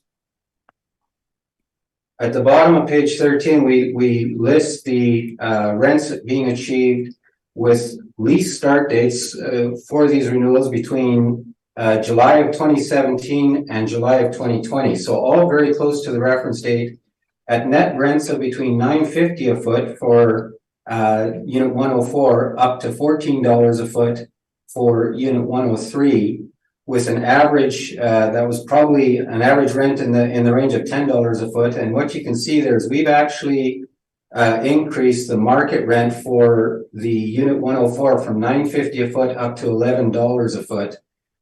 In that case, certainly we believe we're being very fair. And again, these lease start dates represent, in my respectful submission, the very best evidence of what the property is able to achieve, particularly when you see the start date so close to the reference date. I do provide some lease comparables up top, but quite bluntly, those comparables are all older than the two most recent renewals within the subject property. And I take those renewals without exception as the best evidence of what the property is able to achieve. The board will appreciate that not every property is going to be able to achieve the same net rent, and certainly if the owner has a choice between a renewal at $10 or a new lease at $20 or $21, they're going to take the new lease at $20 or $21. If one turns to page 15 then, with the application of the $11 higher market rent for unit 104 and the rest of the rents is shown there based on the 2017 to 2020 renewals, and running it through again using the 5%, and I'm just noticing I've got 3% again on the other, so give me a minute please and I will correct that. Mr. Beretsky's got me now very attuned to that particular one, and I apologize to the board.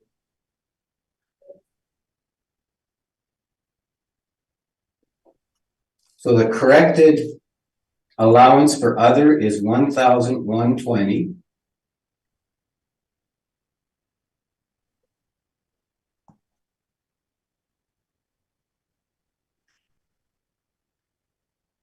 Which brings the total expense allowance down to $6,033.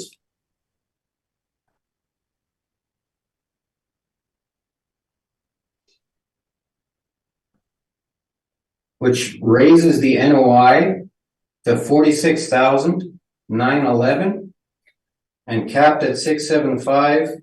The corrected request is $695,000 rounded. And that's again using the 675 capitalization rate based on the indicators that we've got in our cap study. Thank you. Thank you. Ms. Shabo, any questions? No questions. Ms. Nisbet, any questions? No questions, thank you. Mr. Ressi, do you have any questions? I do not, thank you. Thank you. And I don't either. Thank you.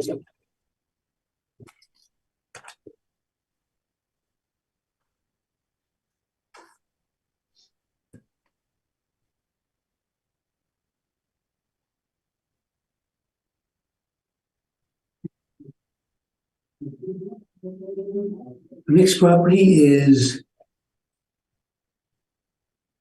599 St. Mary's Road. Ms. Shuttle, when you're ready. Roll number 22-1394, roll number 080050577400. We are valuing the property as a stance of January 1st, 2023, based on the economic condition of April 1st, 2021. This appeal is with respect to the amount of the assessed value only. Based on the evidence in this report, it is assessor's opinion that the market value of subject property as of April 1st, 2021 is $1,309,000. And that the 2023 assessed value should be confirmed. The subject property, medical clinic, two-floor building built in 1995, suited and sites area of 18,186 square feet and leasable area 6,900 square feet. The subject property located southeast of the city. On page 3 and 4, air photo and street photo of subject property. On page 5, I presented two set comparable for medical rent comparables, 10 of them with media of $20.30. In basement, two basement rent comparables with rent $12.38, $12.94. Let's look on a photo of my comparables. Page 13. On page 14, we have first comparables 1555 St. Mary Road, two comparables LLL. It's a basement, $12.94. Another comparable for 1,000 square feet, $12.38. Another comparable at 101, 102, it's main floor, and 103 main floor. And 200 at second floor, it's rent from $20 to $20.25. On page number 14, one floor building of 759 Henderson Highway lease started in 2019 at $20 per square foot. On page 15, one floor building on 159 Marion Street, lease started in the 2018 for $20.91. Another comparables on page 16, 260 St. Mary Road, lease started 2016 around 4.4 thousand square feet at $19 per square foot. It's upward adjustment for time needed. Another comparables on page 17, two-floor building. Leases started 2018-20 for $27.60 and $21.41. On page 18, comparables of 871 Ellis Avenue, one-floor building, leasable area 1,250, rent for $19.20. We're going back to my summary page on page number 5. So my 10 medical rent comparables on main floor showed that mean of average $19.83. Median $20.30. Let's look on my subject property market income summary on page number 6. We did assess 6,900 square feet, overall $12.90. We did apply vacancy loss 5.5%, expenses 3%, and shortfall $8 per square foot, what we usually applied for medical offices. Overall capitalization rate 6%. So our estimate value of subject property as of April 1st, 2021, $1,309,000. And that the 2023 assessed value should be confirmed. Thank you. Any questions? Mr. Reimer. Thanks, Mr. Chairman. Ms. Shable, these are model-driven parameters, including the vacancy and cap rate, correct? Correct. No further questions. Thank you. Thank you.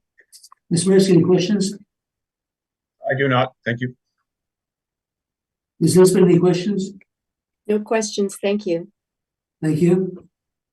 And I don't have any questions. So, Mr. Reimer, you can proceed. Thanks, Mr. Chairman. Can I ask the board members and Ms. Shable to initially turn to page 8 of our main submission? So this is a two-story, as Ms. Shable's mentioned, it's a two-story medical office with the basement as well, and it's located very near the corner of St. Mary's Road, that is in Greendale Avenue. Page 9, the situation with the subject has proven to be quite difficult. The current owners bought this property in November of 13 for $1 million. And I'm now on the third paragraph from page 9, and I'll paraphrase it. Essentially, he purchased this property with a very, very high degree of optimism, assuming that he would be able to secure physicians to basically lease out office space and run their medical practices in the building.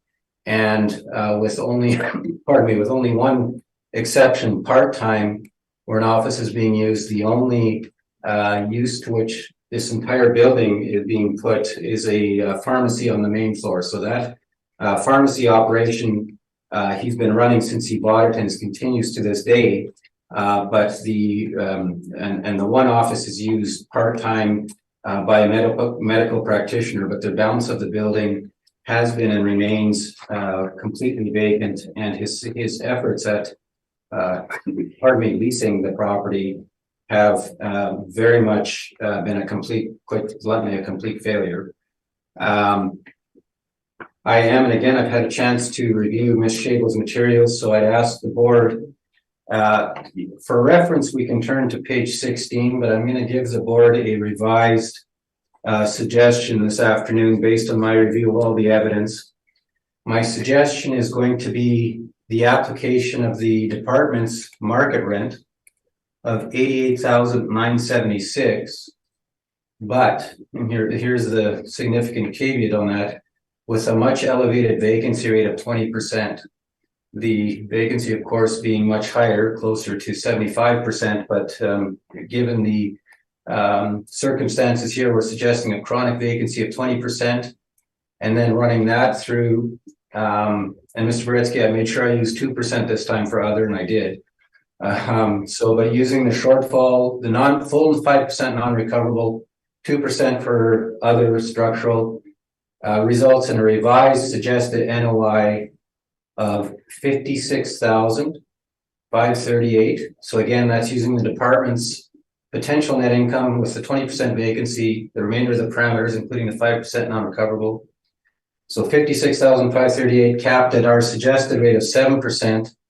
Obviously, the actual net income is virtually nil, but we're applying again some degree of hope that eventually this building will get filled and applying the 7% rate based on our cap rate study. And that then comes in at $808,000 rounded. Thank you. Thank you.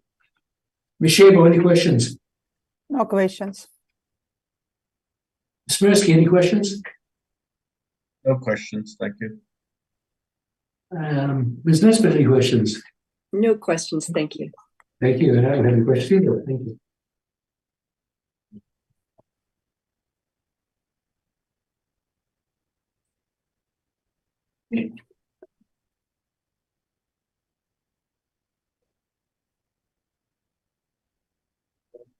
Okay, we next go to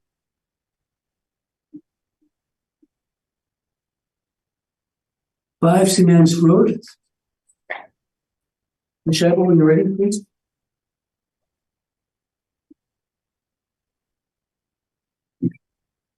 File number 22-891, roll number 08000440500. We are valuing the property as a stand of January 1st, 2023, based on economic condition April 1st, 2021. This appeal with respect to the assessed value liability to taxes. Liability, we can give floor to the agent.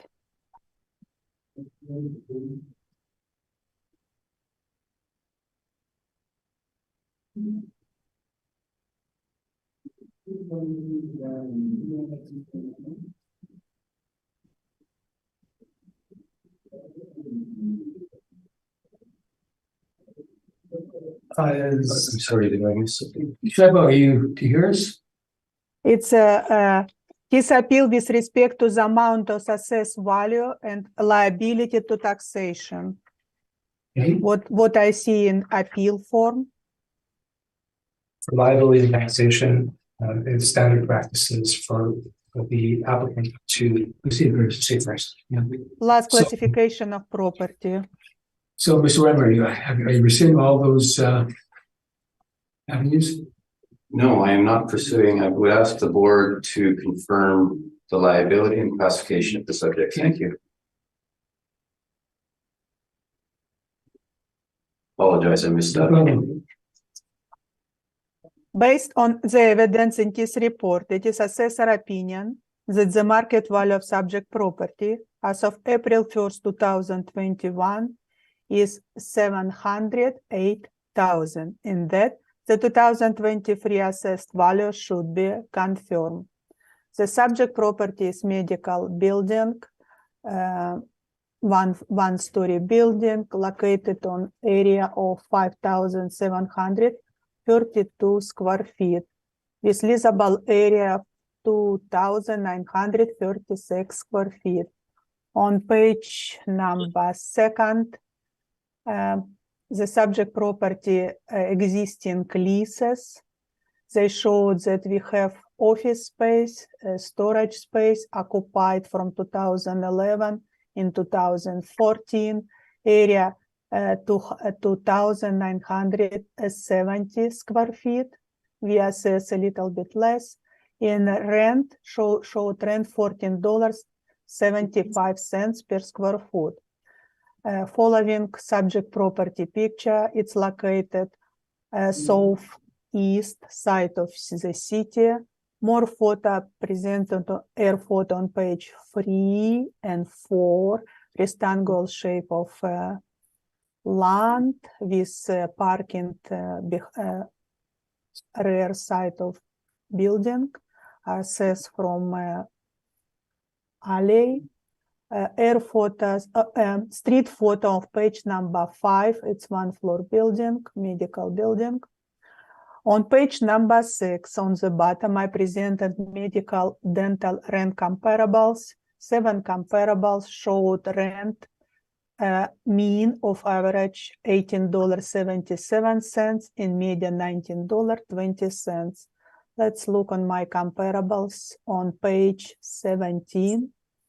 First comparable, 759 Henderson Highway, 1-floor building with parking on rear area of building, lease 2,130 square feet at $20 per square foot. Another comparables on page 18, same 1-floor building, 159 Marion Street, a lease for $20.91 and lease in 2013 for $16.51, need upward adjustment for time. And my comparables on page 21, 1-floor building of 871 Ellis Avenue, lease area 1,250 square feet and $19.20.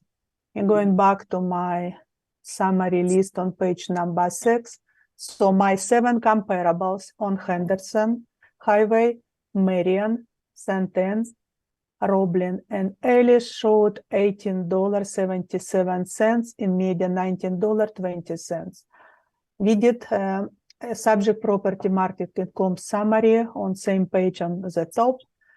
We assess leasable area 2,936 square feet at $15.86 per square foot.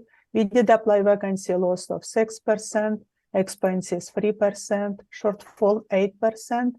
Our capitalization rate 5.8%. Estimate value of subject property as of April 1st, 2021, $708,000. And that the 2023 assessed value should be confirmed. Thank you. Any questions? Mr. Render. Just the one. And Ms. Shable, again, this is model driven from top to bottom, including cap rate, correct? Correct. Thanks, Mr. Chairman. That's my question. Mr. Marisky, do you have any questions? Yeah, that's the cap rate at 5.8%. Seems lower than all the other medical offices that we've covered so far today. Any particular reason for that?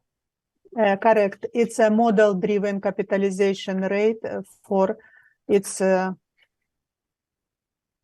still inside our range, 5.6 to 6.9%. No. Yes. If you look on my page 22, our table, capitalization rate table, suburban B offices between 5.6 to 6.9%. It's between 20-80 percentile or 60% of property inside this range and 5.9% inside this range.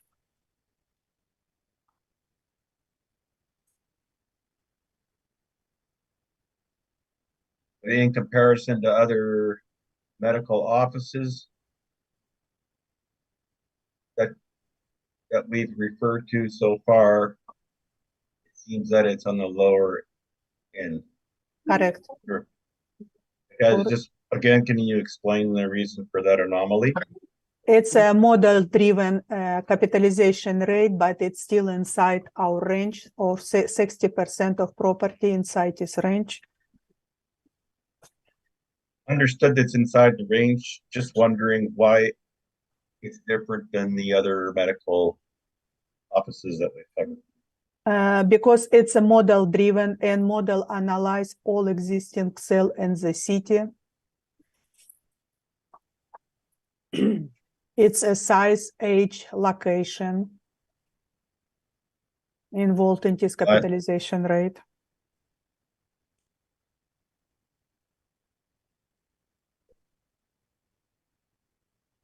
Okay, no further questions. Does this any questions? Yeah, following up on that cap rate. Ms. Shable, previously you said properties under $5,000 or 5,000 square feet are considered small and therefore there's more of a market for them and I'm paraphrasing, obviously, and therefore their cap rate would be lower. This one is, let's call it 3,000 square feet. The one on Osborne Street was just a little bit over 3,000 square feet. Yet this cap rate is 0.4 lower than that one on Osborne. Can you explain that? Correct. Our model pick up 5.8 because it's very small, less than 3,000 square feet, very good location. So you've indicated that there's less than 5,000 square feet is a demarcation line, and now it's also less than 3,000 square feet? No, it's less than 5,000 square feet, but for this specific property model pick up 5.8%. It's like we saw already on page capitalization rate summary. It's our model analyze all existing sales. Okay, so based on the model, based on the analysis of all the sales for properties, office properties within this square foot range, that's the cap rate that would come out.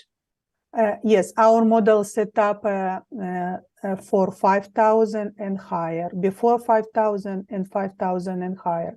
So because in our analysis, our analysis shows the property before 5,000 square feet, usually capitalization rate much lower compared to higher property, what we see in this case right now. It's on, if our 5.6 to 6.9, it's 5.8 close to the lowest range, but still inside 60% of the properties. Yeah, it still is within your range. I see that. Okay, I don't think I can ask any more questions. Thank you. Thank you. Yeah, I have to tell you too, Michelle, I've got misgivings about the cap rate, and I'm losing respect for the model because it seems ridiculous, some of these cap rates, especially compared to some of the others you've had. And I've always had more respect for the City of Winnipeg model, but with what I'm seeing today, I'm starting to question the fact maybe I was wrong in the past when I gave the respect I did. So that's just a comment. If you can answer that to me and reestablish my trust, I'll let you try to do that. But anything you said so far hasn't been sufficient to make me feel otherwise.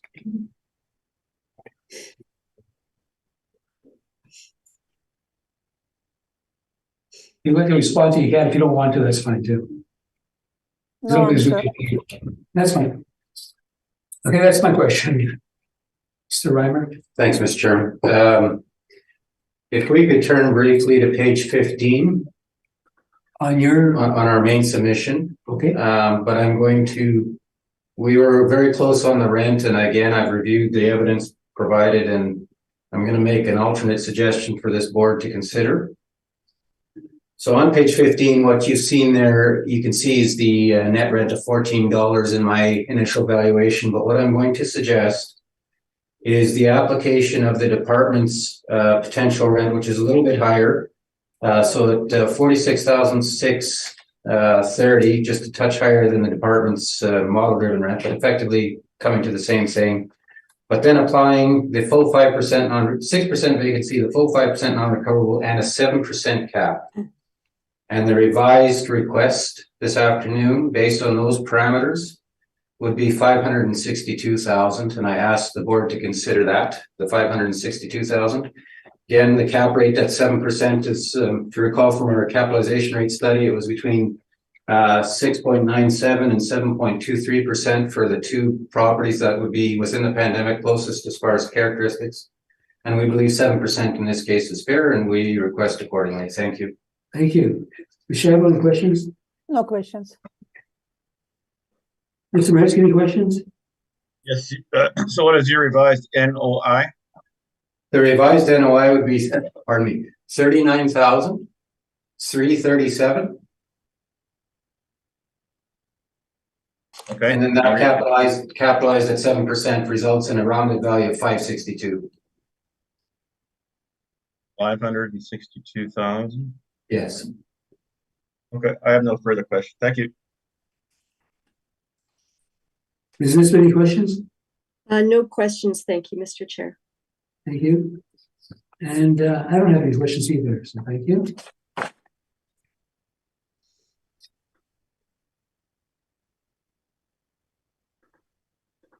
Can we take small break? Yeah, we can. Yeah, I could. Thank you. I could use a break too. Okay, we'll break.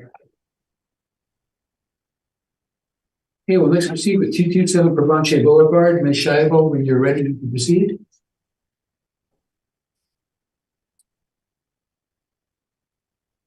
Okay. File number 22-3215. Roll number 060934602330. We are valuing the property as a stand on January 1st, 2023, based on the economic condition April 1st, 2021. This appeal is with respect to the amount of the assessed value only. Based on evidence in this report, it is assessor opinion the market value of subject property of April 1st, 2021 should be reduced from $1,969,000 to $1,213,000, and that the 2023 assessed value of $1,230,000 should be confirmed. The subject property is medical office built in 1964.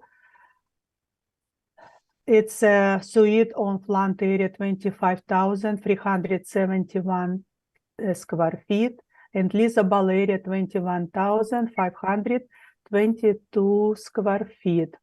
It's located northeast of the city on page number 2.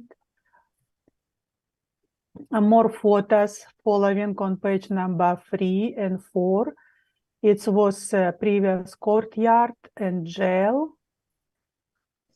On page number 5, I presented 9 medical office rent comparables on Taché, Henderson, Marion, St. Mary Road, and they showed media of $20.25 for subject property of 21,522 square feet. We applied $9.33.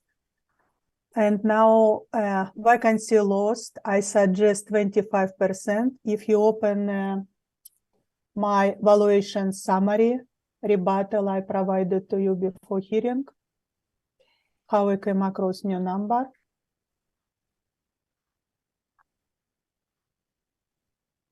Everyone there? No, not yet. What page are we going to? It's a rebuttal to Oh, sorry. Provincia list valuation summary. In the bottom folder, there'll be. Okay, got it. Yep. So it's my valuation summary. So we apply for $21,522 square foot, $9.33. In fact, this building still vacant, 25% vacancy, expenses 3%, shortfall 8%, and I did increase capitalization rate to 8.5%. So my reduced estimate assessment $1,213,000, and that should be reduced to this amount. That's basically the recommendation.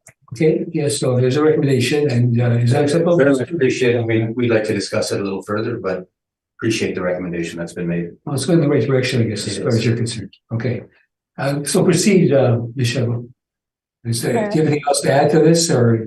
Yes, tis provincia, tis 227 provincia, it's end up on list of historical resources. If you open my another submission, list of historical resources. Okay. Maybe open. On the bottom, we can see it was listed in February 24, 2022.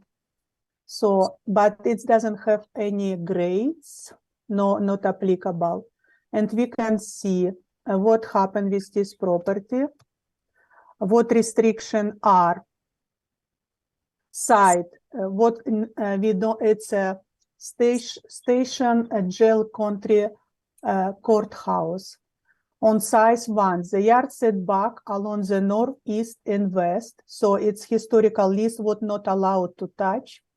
Number 2, the open area to the south, they face onto the adjacent property with an open country yard site.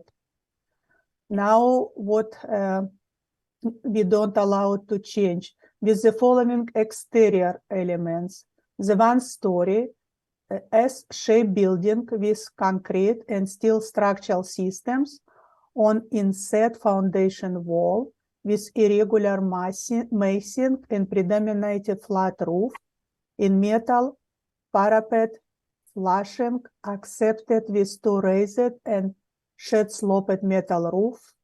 Above the north is south entrance.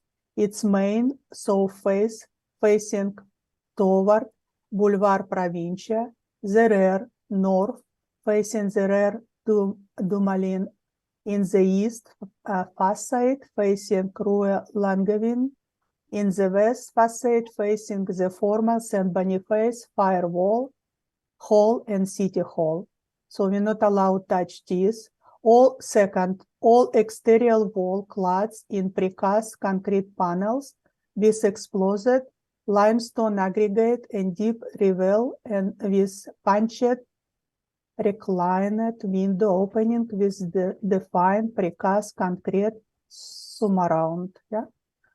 Third, the south and north wall, each featuring a reset and raised main entry wall with deeply inset punched window in a project entrance with sloped metal roof above in this lower wall to the east and west. The flank the raised entry wall. Fourth, the north wall with exterior concrete stairs landing in with guardrail walls in bollards and with a secondary entrance with masonry canopy above. The west wall with its project entrance. The east wall with vehicle ramp to basement garage door, each with masonry canopy.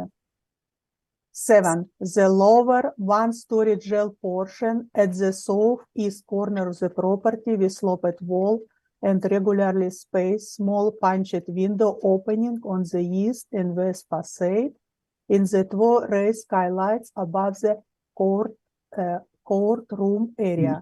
So we're not allowed to change this exterior element, and we're not allowed to change interior element that following. Volume of space in limestone door ascent in the entrance foyer and second volume space and wood ceiling that frames the skylights in west end courtroom. So it's when building has historical designation, this part what we went through characteristic, defined elements not allowed to be changed. That's why it was bought in 2014 for 680,000 and designated for as historical building 2022. Still, it's as a stand. We value property as a stand of January 1st, 2023. That's why I suggest this reduction. Any questions? Mr. Ryan, any questions? Thanks, Mr. Chairman. Ms. Shable, and you've alluded to this, we can agree that I think the department's classified this as a medical office, but in fact, the property was the police station and courthouse, and no work has been done on the property since it was purchased in 2014 as is, correct? Correct. In 2014 was purchased by medical. But you're aware that there's been absolutely nothing done to convert it from a police station and jail courthouse to a medical office Up to now. today, Yes, correct. Yeah. Yes. That's why it's 25% vacancy. It's still Sure, vacant. perfect. I understand. All right. Thanks, Ms. Shable. Thank you, Mr. Chairman. Those are my questions. Yes. Mr. Maskey, do you have any questions? I do not, thank you. Ms. Isman, do you have any questions? No, I do not. Thank you. Okay. So the property is restricted significantly, what can be done with it because of the historical designation, is that not correct, Ms. Shable? Yes, it's a very exterior wall, and inside, like we see already, it's only not allowed to volume of space in limestone door entrance of the entrance foyer. It's not allowed to change inside. In volume space and wood ceilings that frame the skylights in the west end courtroom. Rest you can change. You can. Yeah. It can be a good medical office Well, in maybe. future. I know the building well because in an earlier life, I was there quite often. But So solid, beautiful building, and I'm glad it's on. I really like old building. If it's designated, it's something I I understand all that, appreciate. but we have to look at the market value now. I think if the building wasn't there, it's valuable land. But I'm wondering, it'd be difficult to convert to another usage because of the historical designation and the restrictions that are placed on the owner. You not agree? That's why I suggest to reduce assessed value. And in fact, the city that sold it for $680,000, which probably looked like a good idea to the purchaser then when he bought it, but this thing hasn't really panned out with anything at this point because it's still vacant. Yes, still vacant, correct. Is the owner to blame? Is there things that he could have done to make the property income producing? Yes, And what would that be? and in fact, if I posted this, if you're going on page 14 on my brief, owner already tried to sell property for 3.5 million.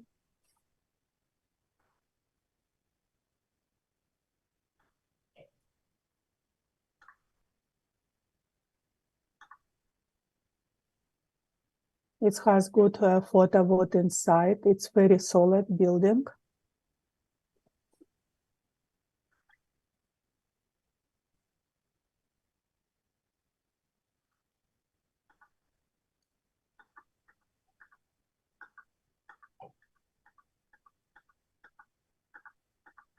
And just sale posting. It's I didn't record any sale happen with this building size purchase in 2014.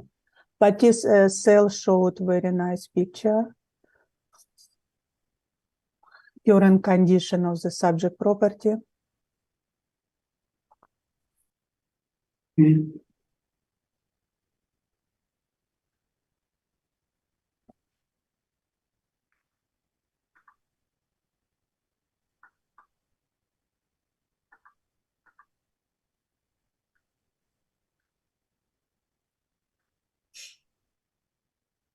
Okay, Mr. Ryan, that's all my questions. Thank you, Mr. Ryan. Go ahead. So, Mr. Chairman, I'm going to get to the heart of the matter here.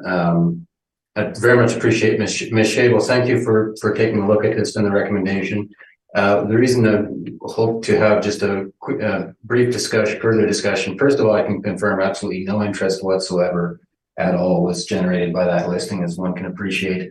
The property was purchased by our client in April 14 for $680,000. Nothing has been done Since that time, the property is actually, based on the inspection of one of my colleagues, is in need of some work, but until such time as it becomes viable for that conversion, the work is being held in abeyance, and the designation as heritage in our clients' or the owner's words was going to put a complete stop to the project. Pardon me. I think he still holds out, I guess, some limited degree of optimism that the conversion will at some point happen, but it's not certainly something that's on the horizon at this stage. And in these circumstances, I'd suggest that the market value since April of 14, given this very peculiar nature of this property, the market value would not have increased appreciably at all from that price, and would request the reduction. Well, the reduction that we presented is $455,000 using the much lower potential market rent for the reasons set forth on page 15, but certainly in a practical sense, somewhere between that figure and the purchase price representing this current asset would be appropriate, and I'll leave it for the board to consider. Thank you. Thank you. Michelle, any questions? You would agree that historical designation it's an advantage. Now owner can apply for heritage funds for renovation, correct? No, actually, I would very much disagree. From the owner's perspective, Ms. Shable, the designation as a heritage building has now further limited his opportunity to develop it in an economically viable manner. And there may be grants out there that he can try and take advantage of, but from his perspective, the restrictions far outweigh any benefits that might come about. So I don't agree with the statement. Because we already look on a historical list restriction, only 2 restrictions for interior. Mm-hmm. So it's not limited any renovation. Well, certainly, as I say, that with the further restriction based on the heritage designation, but then also going back, if you recall, Ms. Shable, if it was economically viable, if there was some viability to redeveloping that site as a medical office from the time of purchase, he would have done it, but it hasn't proven to be at all viable, and the heritage designation further complicates matters. No further questions. Ms. Lister, any questions? No, thank you, Mr. Chair. Mr. Borowski, do you have any questions? I do not, thank you. And I don't either, thank you. So we go to the last property on the agenda, which is 218 Regent Avenue West. Ms. Shable, you're ready to proceed.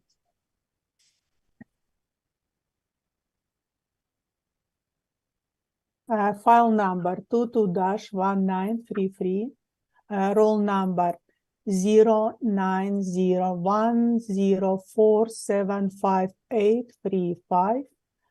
We are valuing the property as it stands of January 1st, 2023, based on economic condition April 1st, 2021. This appeal is with respect to the amount of the assessed value only. Based on the evidence in this report, in this assessor opinions, that the market value of subject property of April 1st, 2021 at $394,000, and that the 2023 assessed value should be confirmed. The subject property medical office, 1-floor building, suited on land area of 5,719 square feet, with leasable area 1,762 square feet. On page 2nd, the subject property occupied size lease reported January 2nd, 2021 for 1,753 square feet at $15 per square foot. On page 3 and 4, more subject property air photo. It's a rectangle shape of building with parking rear area on left side of the building. My comparables presented on page number 5. I presented 6 comparables. They showed the mean $18.36 and median $19.10. Let's look on my comparables. Comparables on page number 10. Similar one-floor building rented on 807 Henderson Highway, rent in 2019 for 2,500 square feet at $14.52. My comparables on page 11, 759 Henderson Highway, rent in 2019 for 2,130 square feet at $20 per square foot. Another comparables on page 12 on 159 Marion, lease for $20 and $16.51 in 2013, should be adverse adjustment for the time. Another comparables on page 13, 260 St. Anne Road, lease around 4.4 thousand square feet and $19 per square foot, one-floor building. Another comparables on 871 Ellis Avenue at $19.20. If you're going back to my summary page on page number 5, so my 6 comparables on Henderson, Marion, St. Anne, and Ellis Avenue showed median of $19.10. We apply for leasable area of 1,762 square feet, $14.37. We did apply 5.5% vacancy, similar office medical buildings, 3% expenses, shortfall $8 per square foot, the overall capitalization rate 5.7%. So estimate value of subject property of April 1st, 2021, $394,000, and that the 2023 assessed value should be confirmed. Thank you. Any questions? Thank you. Mr. Ryman. Thanks, Mr. Chairman. Just to Ms. Shable again, this is model-driven parameters from top to bottom, including cap rate, correct? Correct. And this is actually a retail cannabis shop, is it not? It's occupied by Join Head Shop. Right. Okay. Thanks, Mr. Chairman. Those are my questions. Okay. Business, but any questions? No questions, Mr. Chair. Okay. Mr. Mareski, any questions? No questions. Michelle, I'm looking at the photograph that you have of the subject property on page 4. Yes. And I see on the left-hand side, there's a parking lot. Is that parking lot part of the property we're considering here? Yes, correct. If you look on top air photos, Yes. on north, it's our Regent Street. So we have a building and parking on the east and south of building. Okay. I think that's my only question. Okay. Thanks. Sorry. Thanks, Mr. Chairman. Could we turn to your very question? Could we turn to page 9 briefly? And I just want to show the 9 of your. of our submission. Yeah. Absolutely. I just want to show that Ms. Shable's comments are exactly, you can see it from this aerial shot. It's got some parking along, that would be the east of the building, and a couple along the back. So that land is part of this roll number. So then, and again, there was almost virtually no difference between, pardon me, our calculated potential net rent in the departments. So I've come up with for the board's consideration, a revised valuation. It's based upon the application of the potential net rent of, $25,320. Again, there was very little to choose from to begin with, but if one applies that potential rent using the 5% non-recoverable and correcting the other expense, which I've done now, from 3% to 2%. So using 25,320, 5.5% vacancy, full non-recoverables at 5, correcting the other expense of to 2%, with an $8 shortfall rate. That results in a revised net operating income of, $21,477,21477, and capped at 7% for the reasons set forth in our office study. We come in at a revised suggestion of $307,000 rounded. So that is our request for the board's consideration this afternoon. The main, obviously the main differences being the 5% non-recoverable and the capitalization rate. Thank you. Ms. Shable, any questions? No questions. Ms. Zisman, any questions? No questions. Ms. Royce, any questions? No questions.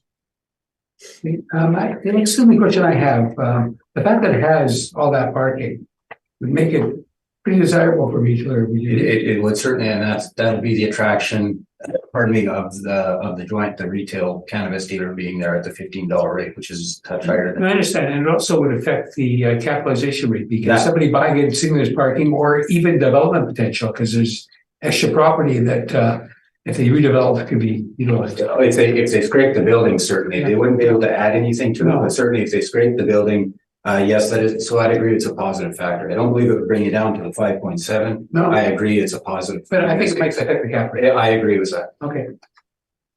Thank you. Thank you. Okay, that therefore completes all matters on the agenda today. We will consider all of them and provide our decisions in due course. Thank you very much. Thank you very much. Thank you. Thank you.